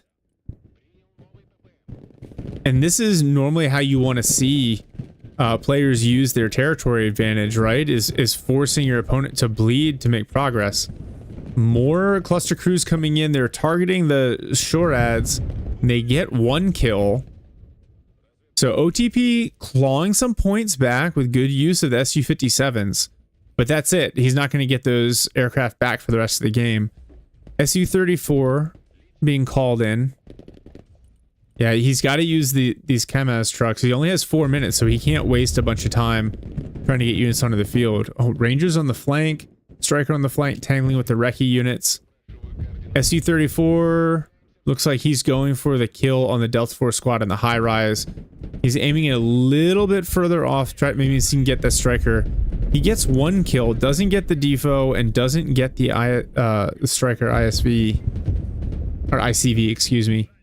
T-72 looks like it's going to clean up the Ranger squad on the flank there, but needs to back away. It's very damaged. All right, now OTP 2 points up in terms of destruction score. Capture territory is even. He's down by 7, so he needs to win. He needs to win by 3 objective points at the end of phase 3 here. So he either, if he takes Fox, that'd be enough, as long as he doesn't bleed too hard to get there. T-72 finds the Delta Force squad in the open. That'll do it. That'll get him the extra KD that he needed. And the dude now on the back foot going into the end of phase 3 here. He's got to make something happen. He either needs to get some kills or he needs to grab some territory. And if OTP is still pressuring on Fox, that's potentially very dangerous. T-72 trying to drive away here. Striker moves out of handheld AT range, but oh wow, the APS protects it against one missile, but doesn't save it from the second. T-72 does get knocked out though. Ranger Maws doing work at range. KD now, it's not in the dude's favor, but it's enough points. Ranger Maw is taking some fire from infantry as OTP pushes onto Fox here. Those BMPs continuing to lob missiles. Now we see a bunch of strikers coming in as the dude tries to hold on to Fox. Strikers are going to pursue Spetsnaz and the VDV infantry trying to run around here. Oh, that Kamaz. Oh, but the AGS squad's about to hop in the building. That's a ton of firepower. And now the striker is forced to smoke off and back away. Rangers in close, but if the AGS teams get good shots off, the Rangers knocked out. Oh, wow. But the Rangers and the ICV take care of a couple of the VDV infantry squads. The dude clawing some back here. The strikers are not cheap though. He can't throw them away. And now you've got OTP. He's got a lot of supply coming out, but only a minute 50 left in the game here. And it looks like the dude very comfortably in the seat with Fox. I wonder if we're going to see a last minute push here. That Sarmat by Juliet's been hidden in the woods. The one on Hotel is moving now. I think this is smart. You push to take one and you wait until the very end of the game, then push to take the opposite one. Hopefully the dude from the last game knows that he just needs to leave a squad on those points. Oh, OTP, don't make your move too early. So Matt Cap went... It would be... That's something that like you can only execute in 1v1. It's totally unique to this game mode. That striker taking a lot of damage, but engineers hop in the building with the grenade launcher. Oh, and there it is. The RSOV there to counter the Sarmat. And just like that, KD is evened out quite a bit. Still slightly in OTP's favor, but not enough. The Sarmat got caught on Juliet. I wonder if he's going to go for it on Hotel here. Engineers clean up the snipers. Oh, wow. So the dude was looking to do the same thing. He's got a striker, had a striker on Golf, but now it looks like OTP might be out of time. He's got 18 seconds. He's trying to win here on Fox, but the infantry and the US infantry are just winning the fight. There's nothing to capture Golf. And now he's losing out on KD, and the US infantry still hold Foxtrot with 2 seconds left. That's going to do it, and the dude is going to end up taking this one 13-3. Wow. So the dude definitely learned from the first game. Sarmat deep strike, ineffective, and the dude's going to take this one. All right. Liberator, I see you doling out points to those who predicted the dude would win game 2. Nub says make them swap factions. I agree. I agree with the team here. So let's give me a second and we will. All right, we're not going to look at the match results. So I'm going to pull us off of this screen. And let's just let's say we hope we get a different different map, different faction this time. Play some music if I go to break. Okay. All right, you've got it. Yeah, so that's what we'll do. We will take a short break here. Let me put some music on.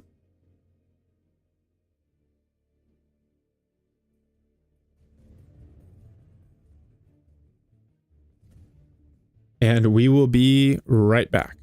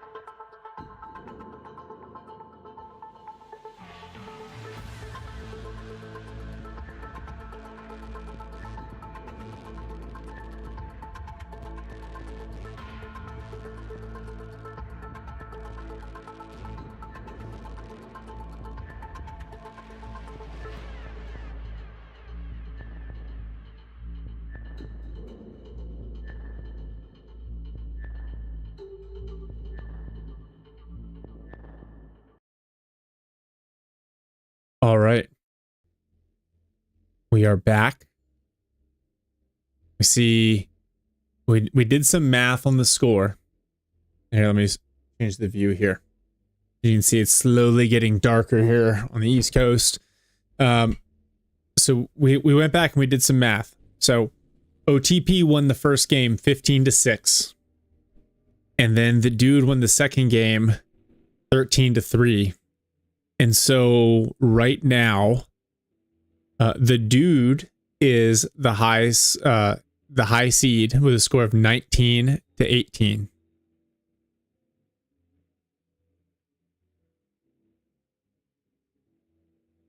Yeah, if it was any more complicated than like one piece of arithmetic, we would need to choose. So Pax, I think you flipped it. It is 15-6, not 16-5, which makes sense because he had 5 objective points going into the last phase. Now, what I don't know, typically in tournaments, okay, Mule just confirmed. Okay, because he surrendered, OTP gets 18 points for the first game. So OTP wins the seed. Yep. Teadlame, Teadlame. I'm not sure how to pronounce that. You're correct. So OTP is going to get to choose. He gets to choose map and faction. So we can all hope and pray that we don't get dead center Russian VDV mech versus soft striker again. But yes. Okay, I thought that might happen, but then the score published in the chat here was different.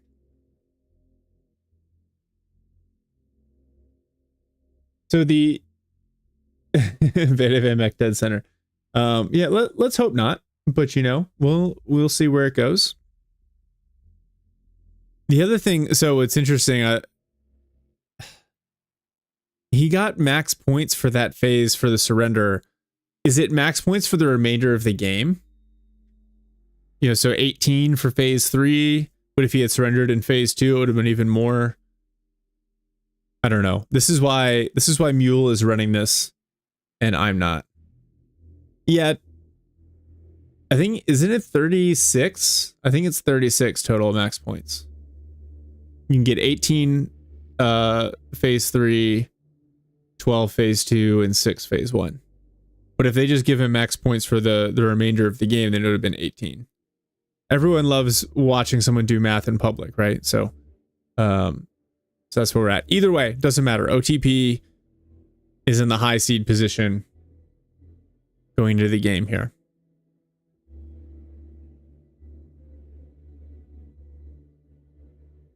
And so now we're just kind of waiting for them to set up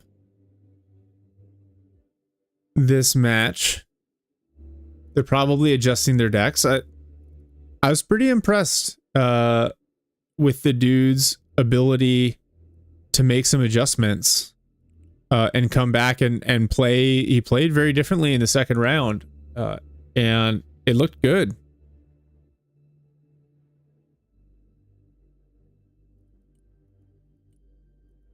Yeah, Liberator, I think you're right, but the countdown, the victory point countdown is different. Benim, more trash talking. I think guys are too busy to be typing trash to each other. For those of you from the States with all the taunting penalties in football these days, you got to stay away from it. You get sanctioned, get fined, get put on a matchmaking cooldown. So as you guys can probably hear, maybe you can hear the Discord sound effects are a little bit low. OTP messing with his decks here. I'm not going to tell you what he's doing because that would be unfair of me. As we wait for OTP and the dude to get set up for the third game. Take a drink. Oh no. Oh no, Liberator, I'm out. I'm out of beverage. All right. 1 second because these guys are still setting up. Coming back.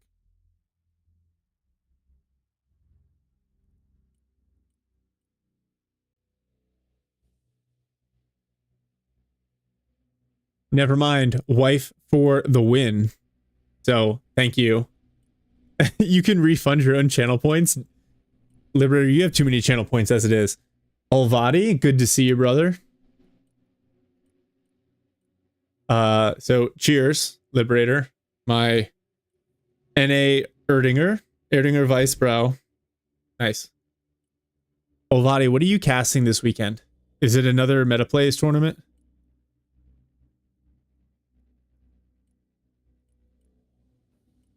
Prost. Yeah, I had I'm a big fan of the NA Guinness. It tastes like a Guinness to me, which is the ideal when you're drinking NA beers.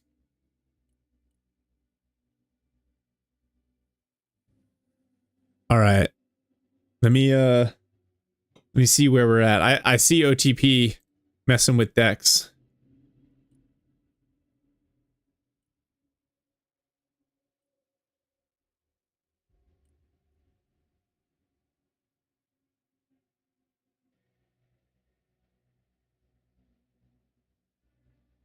Hey, actually, I got another question for chat. What should the winner be gifted? I've seen I've seen offers of Steam gift cards. My favorite though is we need someone to donate Battlefield 6 to the loser so he can switch games.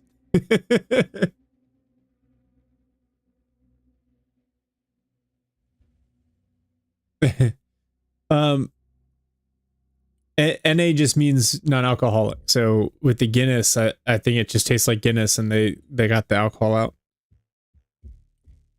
Some of the other beers are just straight up brewed without alcohol, so they're kind of like barley tea, which they're less good.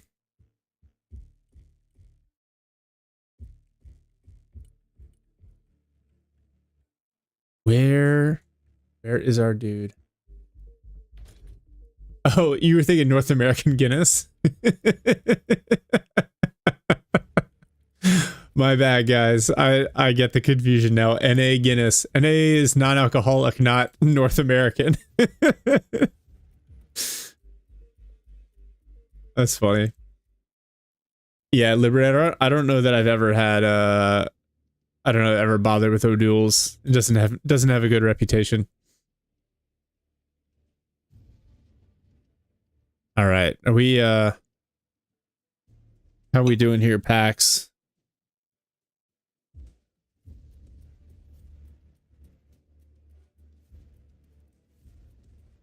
He's good. The dude.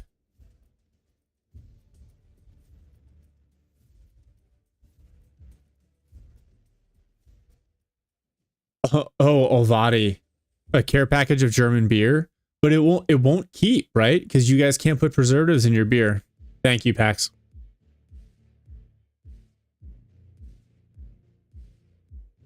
Pax, do we know who chose what?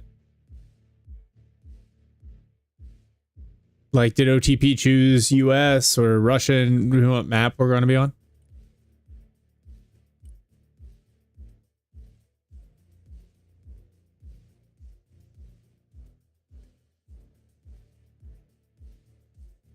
OTP chose Riga and is playing US.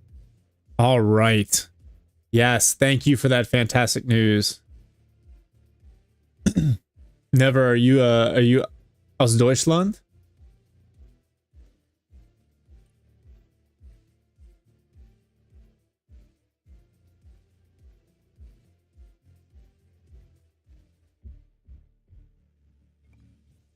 All right. OTP has made the lobby. We're so close. Riga Airport. We're doing it. Hold on. Can you guys hear the music, the Discord music, or the Broken Arrow soundtrack in the background?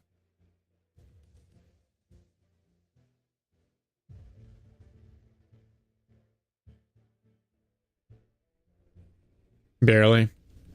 Oh, you know what? I bet you it's because it's got a bunch of filters on it. That's probably why. The winner. Okay, so Benham's got it. The winner gets a girlfriend, and the loser also gets a girlfriend, and neither one of them will ever play the game again.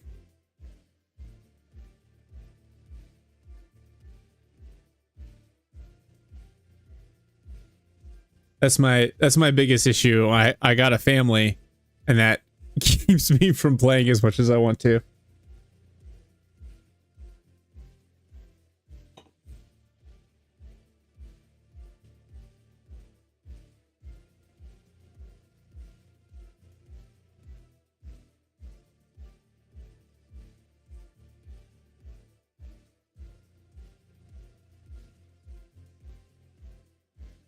Nope, not yet. That'll be a big change too, I think.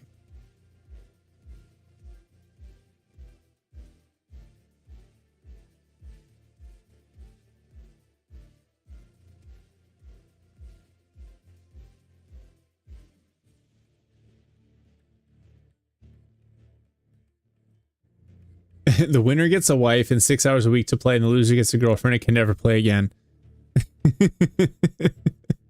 That sounds like a punishment for both of them.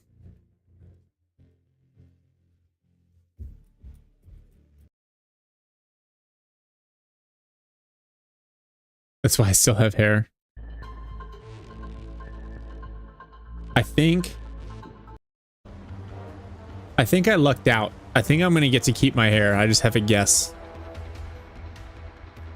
Well, Liberator, the elo in this game doesn't decay, so I feel like you can maintain 2400. You just need to not lose every time you play.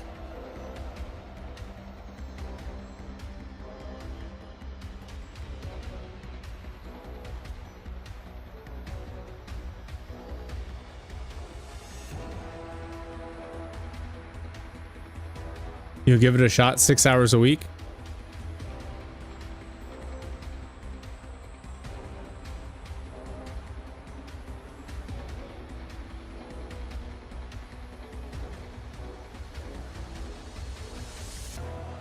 Not losing every time you play.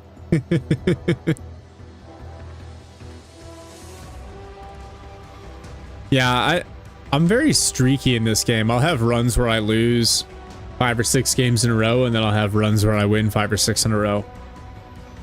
And I'm usually playing with the same people, so it's not like a arranged team thing.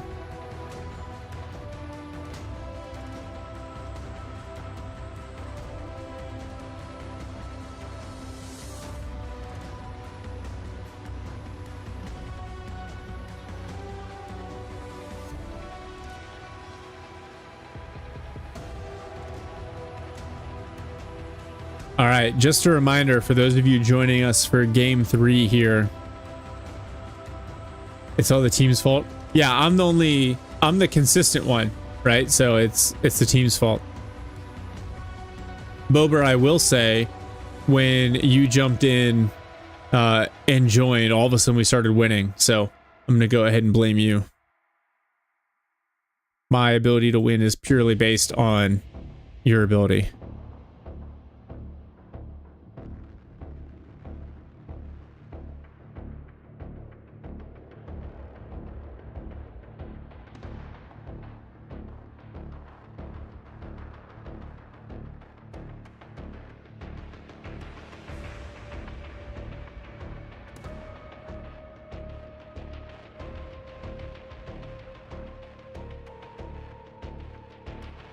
All right, well, demo, there is a game 3.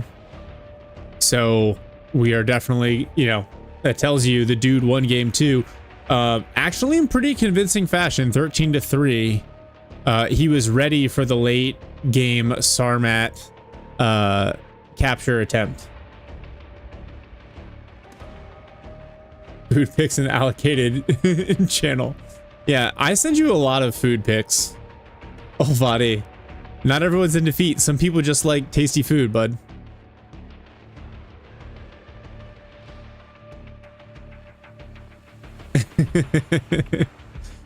That's fair. It is Bober. All right. Old Time Pro is requesting a 5-minute warning for the dude. I am also requesting a 5-minute warning for the dude.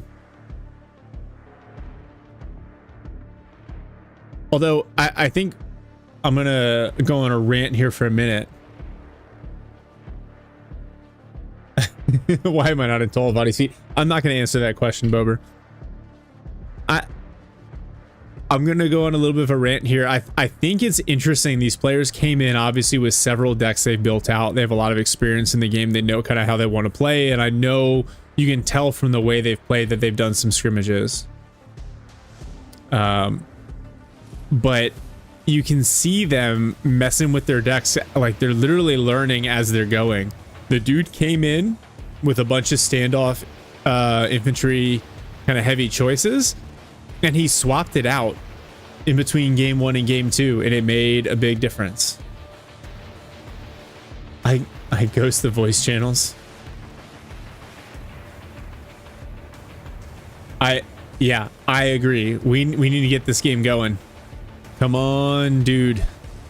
Let's do it. I know Pax, the ref, is in the lobby. Everyone's ready.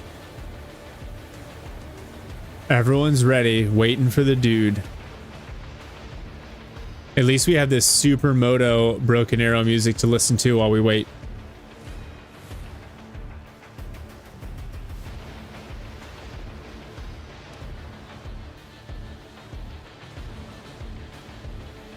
You know, I'm trying to think of what they really did differently in the second game. I think I have two things for OTP. One, I think, you know, he doesn't really have or didn't use any artillery at all, any smoke. And because he was leaning heavily on the VDV assault squads, I think some smoke to support a push might have been nice. He also really kind of shoved his way up the middle and relied on like the cheeky recon flank rather than the big kind of mechanized turning maneuvers that he did in the first game that worked out for him. He says, relax, we give him advice. The only other thing, if I'm going to be critical of OTP's play here, his timing on his air support towards the end of the game. Because he called in both of his Su-57s and his Su-34 at like the 5-minute mark. And so at that point, yeah, you might get decent trades. Thank you, Mother's Milk, for the follow. You might get decent trades, but at the same time, you're never getting those airplanes back because of the cooldown. So, you know, I think, and it's tough. It's tough early on in the game to use Su-57s because they're 455 points. And you don't want to bank up that many points 10 minutes into the game. There's still stuff you need on the field. Yeah, demo, that's kind of where I'm getting. Exactly, right? And so you saw OTP like calling in Kamaz with supply at the 2-minute mark. Like, it's not going to make it. It's not going to make a difference. Even if you get up there, the units aren't going to be able to use it. And now you're spending points in upkeep. So I think his timing was a little backwards. I'd prefer to see him run the supply runs at like the 6 or 7-minute mark. That's that final, to get ready for like a final push. And then as you're making, and this is all conceptual because like these guys are way better at the game than I am, but as you're making that final push to grab that point or get into the flank, that's when you bring in the air. Too locked in to look at the clock. It's easy. The audio cues in this game are not good, and so it's easy to do that. All right, gentlemen, ladies, if you're out there, we've got players in the lobby. So the dude is here. OTP is here. It looks like they're going to go ahead and lock in their starting position and their decks, at which point I'll switch over and we will get ready to load in this match. Game 3, let me update the title here.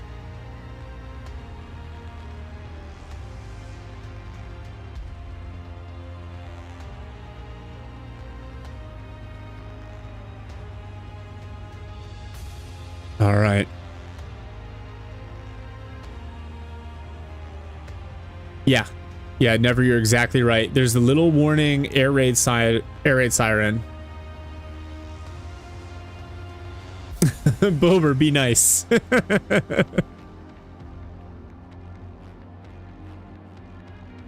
All right, here we go. Full screen, swapping over.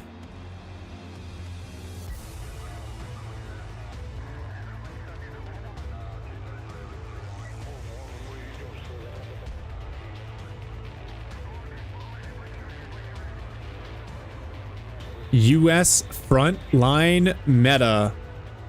Striker Marine deck from OTP on Riga Airport. And the dude going guard coastal. The Russian meta. That's what it looks like. No VDV mech.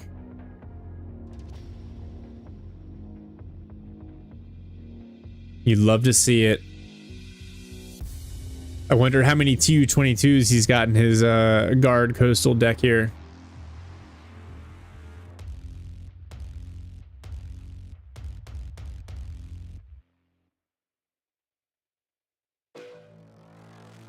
Someone is cooking, but who? All right, the dude is ready.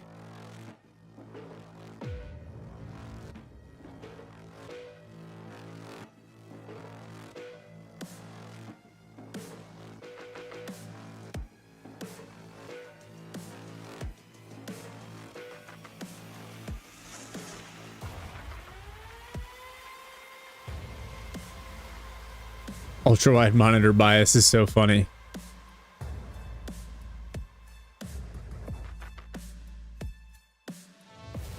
I'm gonna need a different video card if I play this on ultra wide.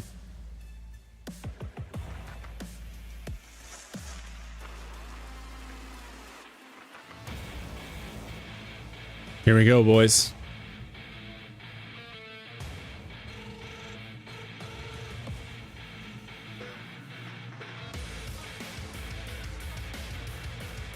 Sorry, I'm just letting the music roll for a minute.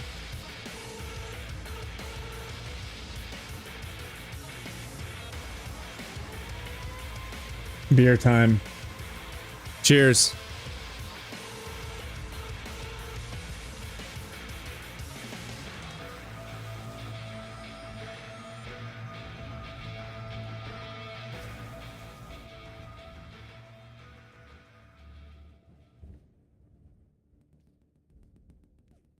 All right. You said the prediction heavily favors the dude going into game 3. That's interesting.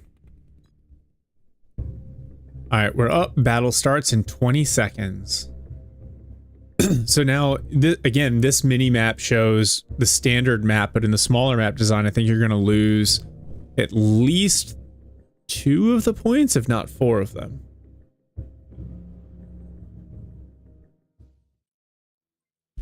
Oh yeah, you lost all 4. So there are only 5 points here. 3 right along the airfield. Echo and Charlie on the flanks. Man, this airfield, this is going to get fun. All right, let's do it. 40 seconds. We're into game 3.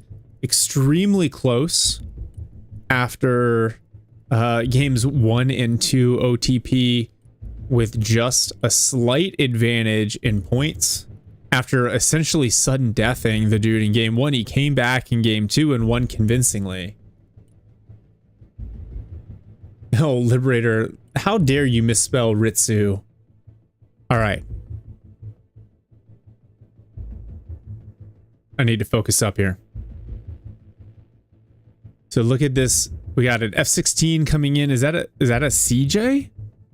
And then a Cobra, an MTVR, and an M1A1HC. So very different start. Oh, it's an F-16C fighting Falcon. It's just an air suit build. 2 AMRAAMs, 2 Sidewinders. Keeping it simple. The MTVR has got a bunch of infantry in it, probably some supply as well. Cobra or the Viper in support. M1A1HC, that'll be on the front somewhere, 15 minutes from now. God, the Abrams are so slow. So you see OTP, he's got his air suit fighter. Trying to pay attention now. Striker Shorad coming out. Oh, Did he get it on the field? He accidentally clicked the icon. I think I see it down there on the mini map. Almost had one of those where you call it in and then it doesn't actually show up. Goated Falcon loadout. So Zulu likes this air suit build from the F-16. 2 AMRAAMs, 2 Sidewinders, super cheap.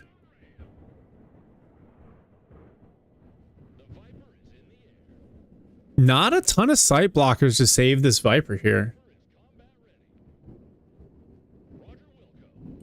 So it depends what the dude brings out. Guard Coastal has access to quite a bit. The Guard Specialization has, you know, access to the Tor and the Cessna. But I like this. I mean, pretty consistent set of builds here. Oh, Marine Raiders plus Scout Snipers. That is a really interesting choice for the initial deployment. The Raiders pretty chonky, good AT, good anti-infantry, MTVR dropping off the Scout Snipers. And he's got his Viper looking around. All right, so we've seen a BTR on the flank.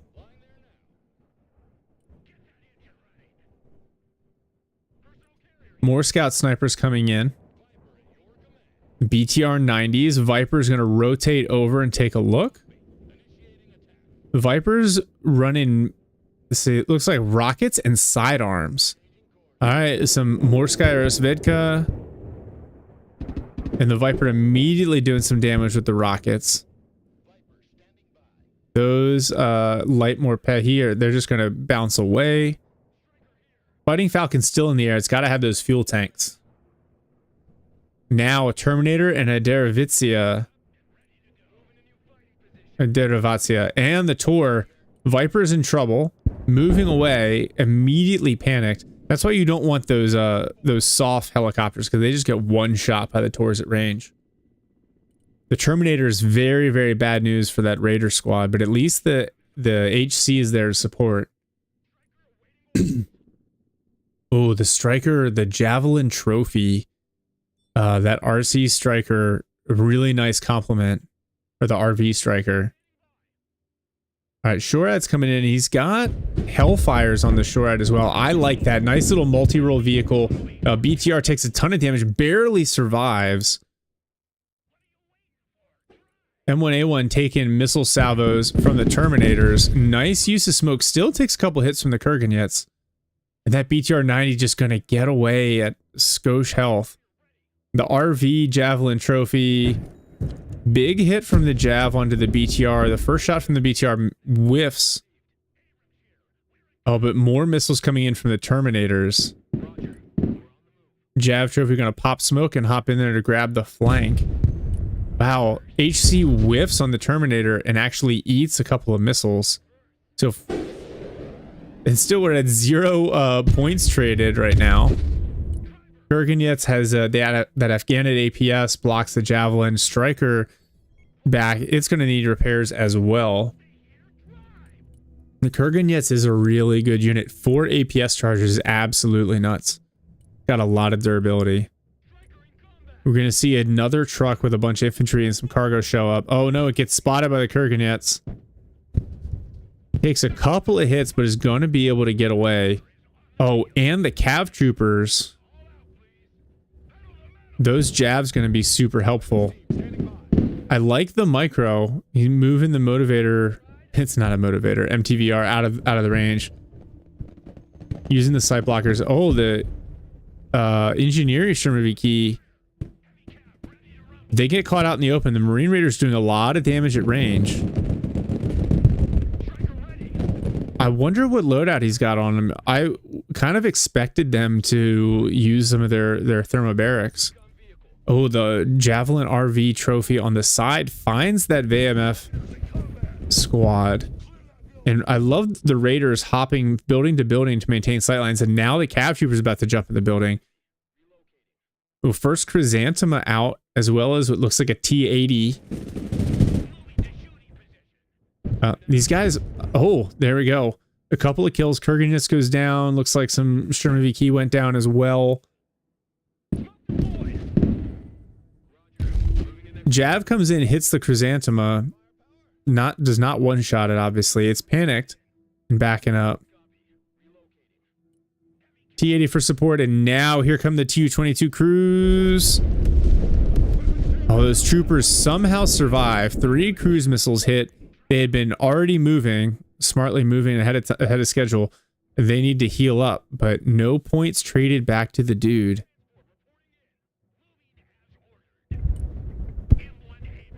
T-80 takes a shot at the RV trophy. The Abrams shows up. Oh, Terminator on the flank knocks out the MTVR. This is a nice push from the Terminator. T-80 acting as the anvil. More Tu-22 missiles coming in. Oh, this could be rough. Looks like one goes for the Abrams and whiffs. Wow, and a big series of misses from those cruise missiles. Unfortunate. He had an opportunity to kill a bunch of infantry squads out in the open there.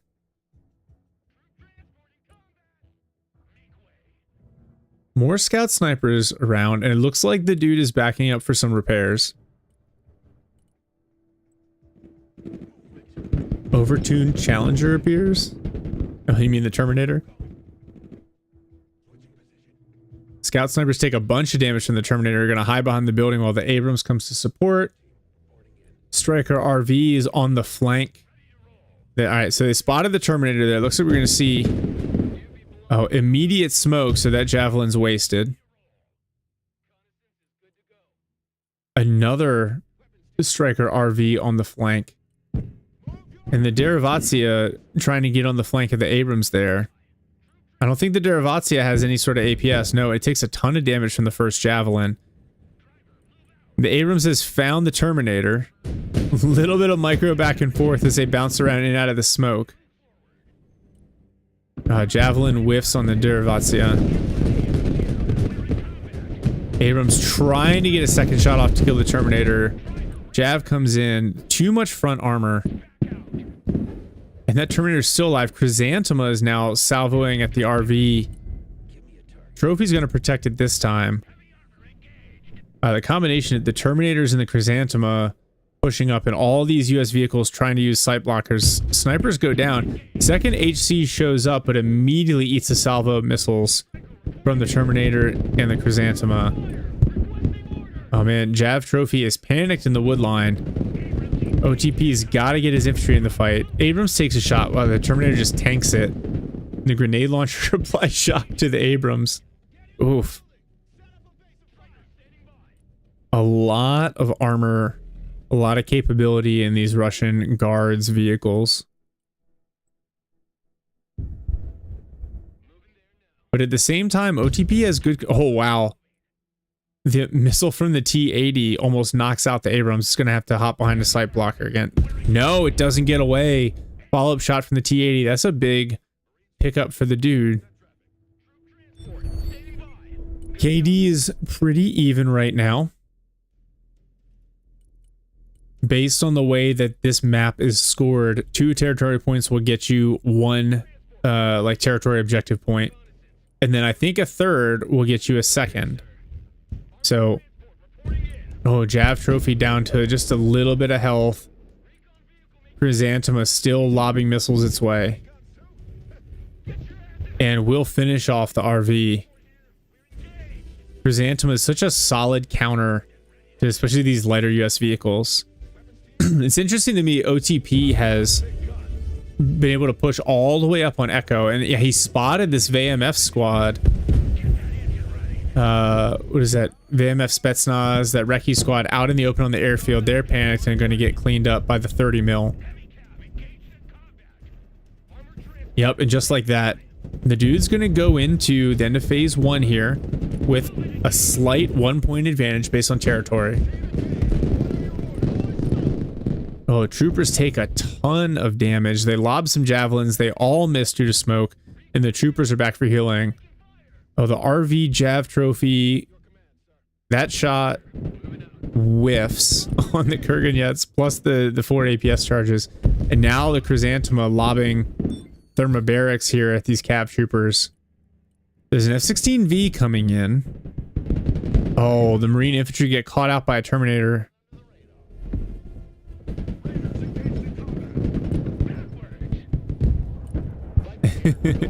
Almost. Viper coming in with some JDAMs onto the Terminator. Big hit, but I didn't see his skull. I don't think anything got killed, and the Abrams got traded out. Meanwhile, on the flank, the RV Javelin trophy looks like he's going to win the fight with the T-80, but all this infantry in the middle on Bravo has been wiped out. Yeah, I think they were trying to laser des the Terminator. There you see he gets away with just a little bit of health. Laser designation on that Viper would have been really helpful, but it smoked it off. More BTRs come in with Chorny Beretti. Oh man, and OTP has just lost a ton of units. But he immediately counters with a couple, I think those are 1,000-pounders. So nice choice there from the Viper. Get some kills, and actually is going to hold on to Bravo by clearing off those Marine infantry. Yeah. Yeah, very... You're exactly right, Never. Most of his vehicles are missing. Just, they're out of javelins. His infantry are out of javelins. He's got these Marine Raiders, but both sides took a bunch of losses in that engagement. Although, wow, look at this. Right now, with 4 of the 5 points, OTP is sitting pretty on capture points. He could get walked. His line is wide and very, very thin. Although the Chrysanthema creeping up on its own is also potentially dangerous. It's a good thing none of those squads have javelins. All right, we're going to see a Kurganets take back on Echo.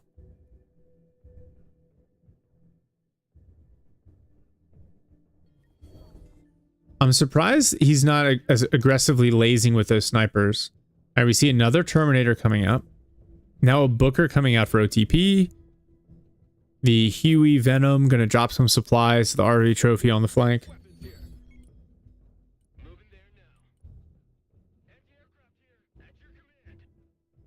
All right, more cruise missiles coming in. The pack whiffs on the intercept, but the troopers were already moving, and so another big whiff on the Tu-22 cruise missiles.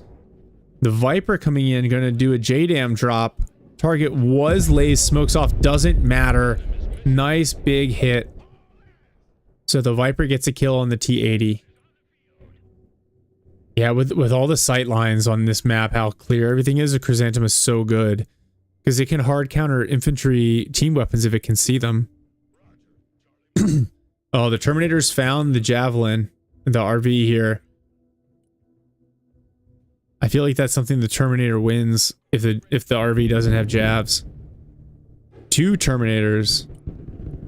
And the RV's smoked. Charlie is going to go back to the dude here.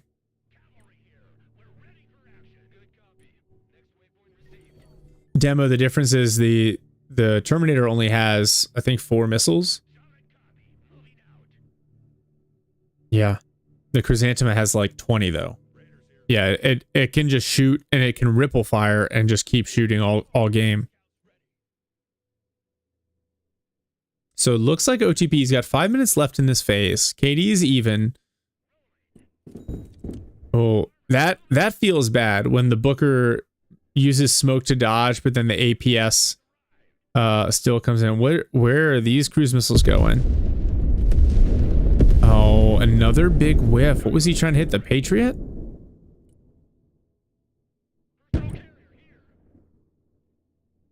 Oh, wow. Nice flank with the BTR. It uses up another APS charge on the Booker, but the Booker is able to force it to smoke and flee. Yeah, Terminators and Chrysanthemas across the board. You know, the Chrysanthema still has 400 when it's up armored, 400 frontal armor, so that's 3 main gun rounds as well from the Abrams. Yeah, the dudes, his Tu-22 salvos have not paid off, and he's only got, I think, maybe 2 left, just based on timing. Remember, these are shorter games. And all these Cav troopers are going to come back. All right, now we're seeing ballistics come in. The Pack 2 is not up to intercept. Where are they coming down? Oh, that's unfortunate. The dude really, yeah. The dude really needs, he needs to spot for these shots, because if he had hit that supply on the backside, 4 infantry squads would have been huge.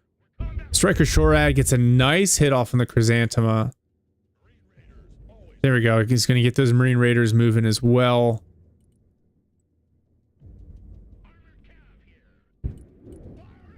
Another ballistic coming in.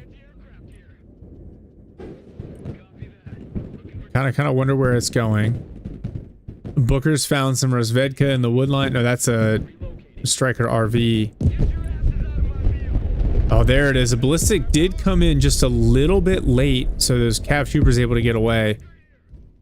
And the BTR really threatening the RV in the south. Oh, he's discovered there are units on Echo from the dude, so OTP not able to cap it right away. Oh, Striker Shorad, Chrysanthema, no APS, and it does gets cleaned up. All right, some engineering, Sherman VK here.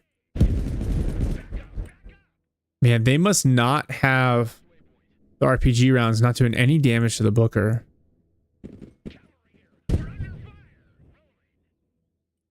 Striker's gonna come up as well to help deal with these engineers.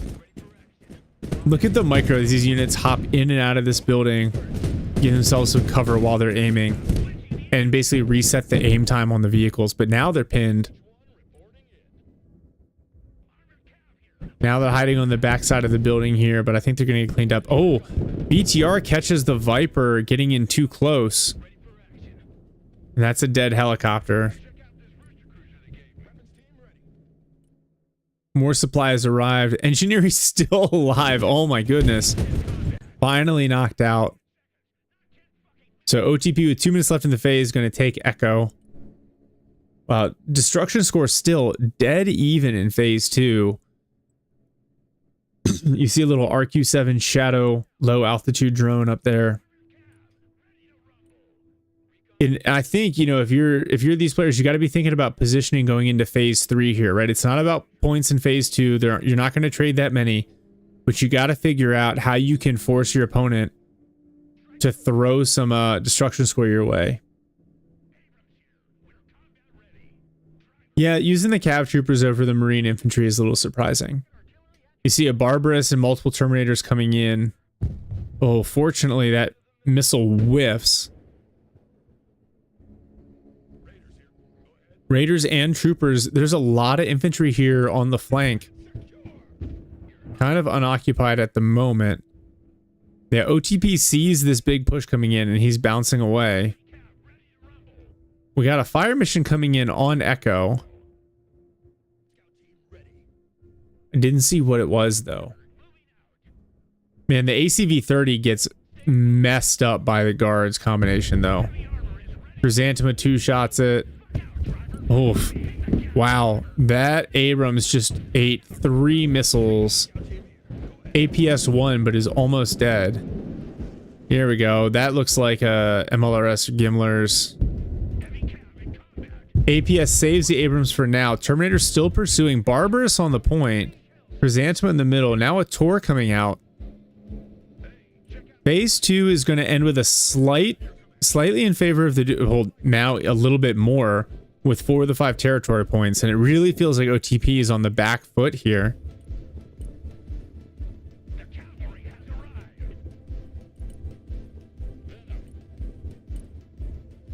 Alright, we see a Barbarous in the wood line. Oh, the Gimlers, the rockets, are they laser guided? They are, but they're just not aimed right. And so the Terminator's going to dodge. Barbarous still pursuing the RV. And like the RV actually lasing the Barbarous. Doesn't matter. Now more Tu-22s coming in. Potentially going for that HIMARS. Or Gimlers. Looks like they're gonna whiff. So a good shift queued order there. Viper and a Prowler coming in, but that Tor actually has his radar off. You can see it from here. Wonder what the Viper's gonna do. Worst Tu-22 player ever. It's funny because they just always feel so overpowered. Wow. Nice strike from the Viper to kill the Barbarous. Well done.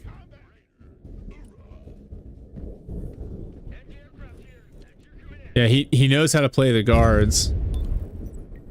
Oh wow, the EA6 just gets smoked by a SAM in the back. Looks like an S300. Terminator is going to panic and beat up on these infantry coming in. Yeah, it was an anti-S300. And you see OTP trying to work out. He's like, what do I want to bring in here? And you see he's got the RQ-7 in the back looking for recon infiltration, which I think is smart. It's got a long loiter time. It's low, so it can actually see some of those squads in the wood line. More Tu-22 cruises coming in. One good hit, but not enough to actually kill anything. That's unfortunate.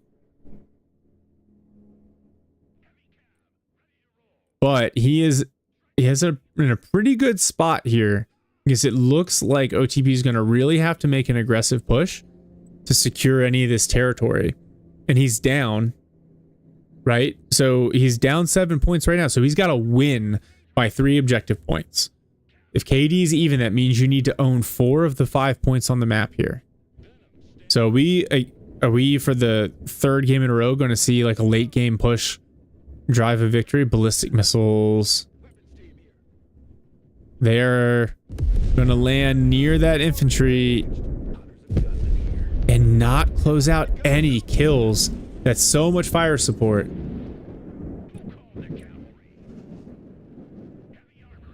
Yeah, that's the problem with relying on Cav infantry as opposed to the Marine infantry.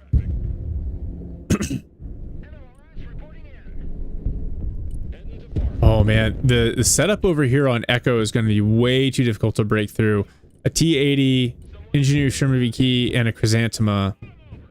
Although the Chrysanthema didn't have a good sight line, and it's going to get beat up by the Booker and the RV. Maybe I spoke too soon. Caster Curse. Another Viper coming in. Looks like we're going to do a bombing run focused on that T-80. We need some sort of laser des. It's going to self-des. Nice.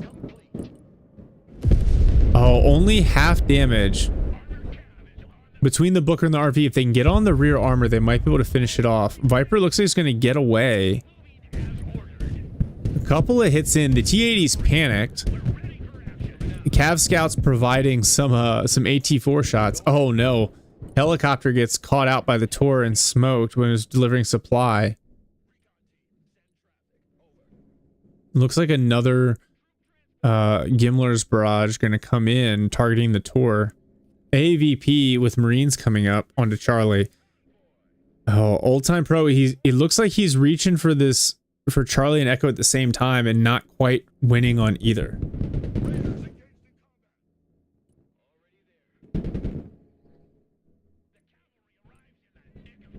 Well, it looks like he's going to be able to take Echo. Marine Raiders get caught by the Terminator. There's a second one in the wood line that's still not visible. Oh, we're about to see more engineering shenanigans on the flank here. Nice rockets coming in on the Tor. First good hit. So a little bit of damage, but no kill. Force the Tor to move away. Yeah, Cav Trooper's thinking about moving forward. Booker and RV versus Terminator, that seems like way too even of a fight. Now Chrysanthema's up through the middle, but without APS and without auto smoke, wow, immediate salvo from 2 squads, 1 Chrysanthema down. KD is slightly in Old Time Pro's favor, but really where he's making up ground is on these capture points. 4.5 minutes left. Oh, big hit on that AVP. It's knocked out. Now the Terminator's coming in. The Shorad doing a little bit of damage. Look at all those highly damaged infantry. They could just get cleaned up for the points. This would be huge.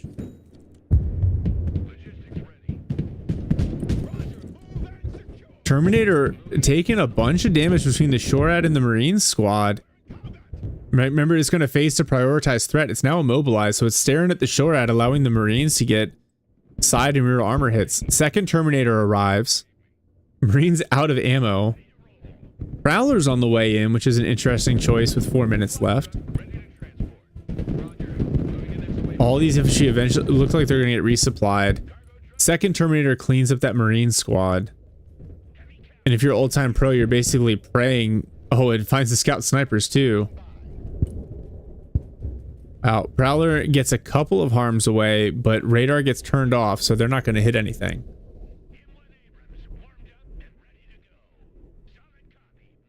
Yeah, demo, I think T-80's Droge would be okay. But yeah, more tanks. The Terminators were doing work, and they're still very dangerous. I wonder what his supply situation looks like. And yeah, these Cav Troopers almost out of ammunition. Another Viper on the way in. 3 minutes left. Remember, Old Time Pro needs to win this phase by 3 points to win the game. So right now, he needs to take, to win this game, he needs to hold KD even, and he needs to take 4 of the 5 territory points. Oh, ACV 30 getting crunched. Now, Viper's trying to drop on the Kurganyets. Will do it and will get the kill, but immediately gets traded out by the S300. That's not a trade that you want. ACV is going to drop Marines on Bravo. Tanks rolling down the airfield. Maybe Old Time Pro can ignore the flank and charge up the middle. The Chorny Beretti and the Morpehi. Oh, now they're starting to get traded out by these dual Marine squads. There's just so much damage there. The Abrams and the ACV-30s there to support. Well, now the Chrysanthema and the T-80 join in. The Marines down to just 1 squad left. Very damaged. Terminator attacks on Echo. Looks like the Abrams gets the Chorny Beretti. Will probably get... Oh god, is that the BMOT? I can't even remember anymore. Troopers immobilize a Terminator on the flank. Big push here. Abrams going for the S300. And it needs to 2-shot it. Chrysanthema in close on the other Abrams. Actually, this looks like this should go Old Time Pro's way. 1 Chrysanthema down. T-80 damaged and shocked. Abrams gonna hop in the smoke. KD dead even. A minute 30 left. He's got to get something onto either Bravo and Echo or Bravo and Alpha. Abrams clean up the T-80. There we go. There's a KD point for Old Time Pro. And here's the push onto Alpha late in the game. This is tough though, because it's very close to the vehicle spawn point. Infantry pushing onto Charlie. Yeah, never. I agree. All right. Tu-22 cruise missiles coming in. Will they hit what they need to hit? No, they will whiff again. And here we go. So we see Old Time Pro going to take Bravo and now pushing onto Alpha as well. Striker RV, a couple of Abrams. Wow, that's a lot of Chrysanthemas and more Pehi there as well. The Booker taking some damage. The Striker goes down. M1A1 FEP is going to have to back away. The infantry on Charlie need to win. KD is now evened out. Old Time Pro's got to win one of these fights. Abrams has found the S300 and killed it, but not enough to even out KD. The Chorny Beretti on Charlie are going to be enough. And a Chrysanthema on Alpha prevents the capture. And oh, it's going to be so close, but I think that's going to do it. And the dude is going to take this one 11-7 at the very, very end of the game. Wow. Supreme Leader of Lebanon.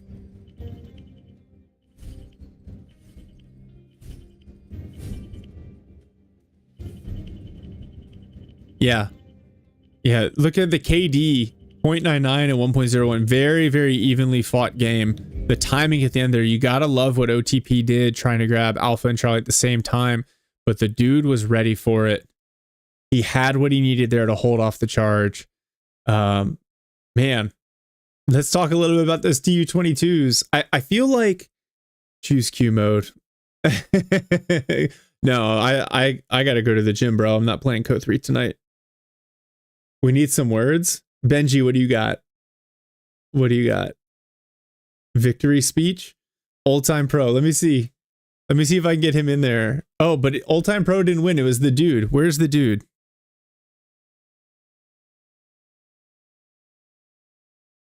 All right, let me see if I can get him up here.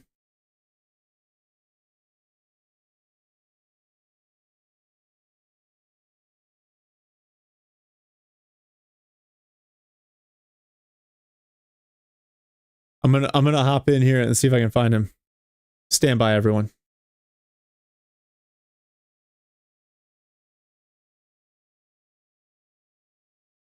Dude, the dude. They want a victory speech. So are you ready? You're muted right now, but you let me know when you're ready, and I'll pull you into the cast and unmute you. What do you say? Well, you could probably here. You can probably apologize for the TU22 strikes and go from there. All right, you ready? I'm gonna unmute you here in a second. Okay. Big reveal coming here. I wish I still had the KD stuff up. No, the KD at the end. All right, you ready? Here, let's hear your victory acceptance speech. You're live. Okay. All right, the dude, you did it. Hear me? Yeah, I got you.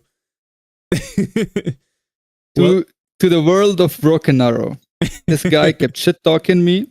This guy kept saying he's better than me, although he's 400 elo less than me, which is about 20%. I've beaten him at his own game. I've had 10 1v1s my entire life. This guy have only played 1v1s. I've beaten him while missing all my TU cruises. He should know his place now. He should know that he's boosted. He should know that I'm better than him. He should know that the Lebanese nation stands high because of me. This guy must fucking zip his mouth now and know his place. Because he fucking sucks. He lost to Termi spam like a noob. And I've shown him, and I've proven to him, and I've proven to everyone who betted against me and voted against me that I'm gonna lose. And I'm fucking better than this noob. Yeah, that's my speech. Well, thank you. I will say it was impressive to watch you pivot after game 1 and come back and take game 2. The whole match was extremely close. So thank you for playing. Thank you for your time. I look forward to casting the rematch because I think I enjoyed casting 1v1s. Yeah, we'll give you some time to recuperate. Okay. Sure. Maybe after the next patch when the game is better. Okay. All right. I appreciate you, man. GG. Well played. And I will catch you. Thank you for the host. Later. You've given so much time for this. Thank you. And yeah, of course, man. Of course. All right. Yeah. I'll catch you later. All right. OTP. Oh, you're deafened.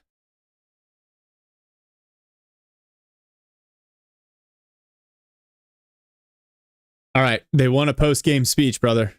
You're muted right now. All right. Are you ready? Are you ready? All right. And we're live with Old Time Pro. Very, very close. The third game there, I thought you were going to bring it back, but he was just ready for your late game push. I think he learned a lot from the way that you played the first game. Хотим это слушать. У них там интервью происходит. Hold on, that's Vlad. Hold on. Old time pro. What do you got, brother? What do you want to say to the world? Well, I'm thinking he played well. I commend him. He did win. However, there should be a few corrections that I have not really played that seriously for the last month or so. And I'm giga tired after double shift every day. So I try to do my best in the shortest notice as possible. I had so many mistakes just left and right. I realize it. Again, He won fair and square. He missed all of the. He missed missiles. all of the Tu-22 shots. No, I feel I should have won on that map. I made mistakes, right? I made mistakes, and perhaps I should have force concentrated. Like the final attack, if I played like that, just punch up my armor and hit him hard, perhaps it would have been a different fight. Again, he won. First one was interesting. It's a difficult matchup on against Solcom Striker in that center. Mhm. They are very strong in 1v1. Listen, the dude he plays all day every day. So I've had one game a day for the last month or so. If we had this fight perhaps a month ago, this would have looked very different. But I'm not taking away from. Listen, the guy won. I commend him. He does enjoy shit talk. But I have to call it. I tried. Perhaps we should have done it on weekend after me getting some more rest. And I'll say that's my fault. It's my fault we're not doing this on the weekend because but next one we will do on a Saturday or something so everyone can be fully rested. For what it's worth, I learned a lot watching you and the dude play. I thought the micro across the board was really, really good. All the games were close.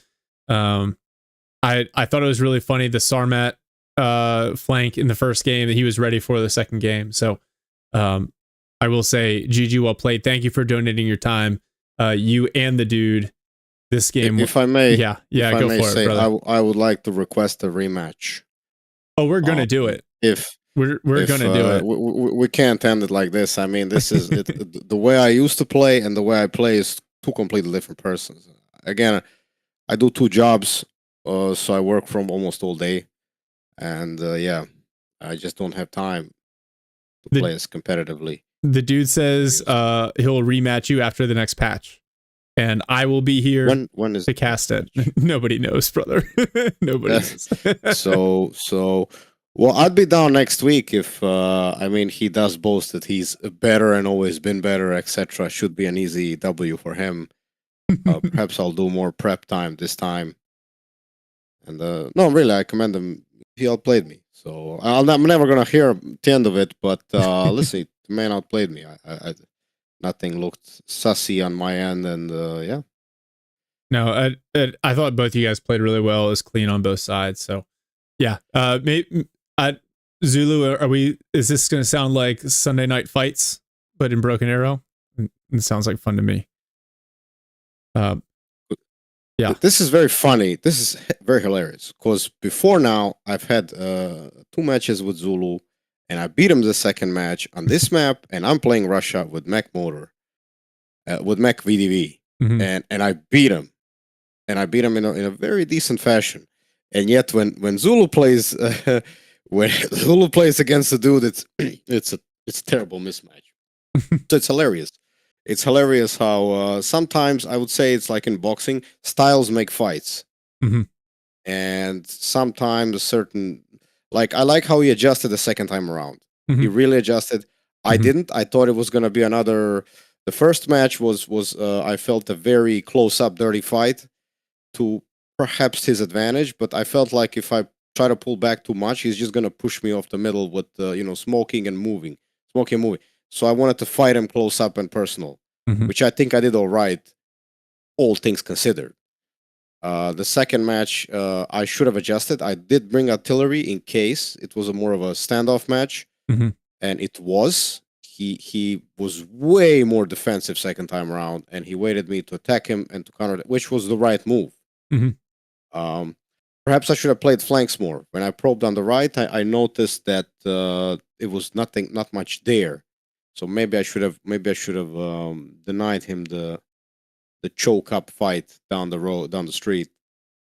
Many mistakes, but I am very tired. Again, compliments. He did win. I'll give him that. But that he's better than always was and all that jazz. No.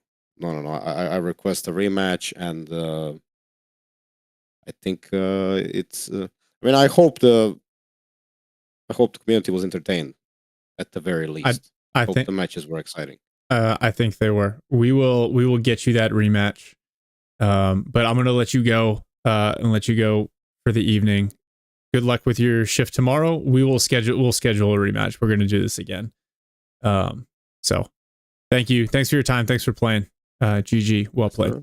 Yep. I appreciate the coverage. Of course. All right, everyone. That is gonna do it for me. I've got, like everyone else here, we've got what did I do? All right. It's early, but there's some stuff that's got to go on. So, GG, well played. I am looking forward to doing this again. So let me know. Big thanks to Mule, Pax, Bober, Zulu, the whole crew for putting this together. Thank you, Zukal, for putting together the promo posters. Yeah, let me know when you guys want to do this again. I'll 100% do it. This is fun as fuck. All right, that's it. I'll catch y'all later. Have a good one.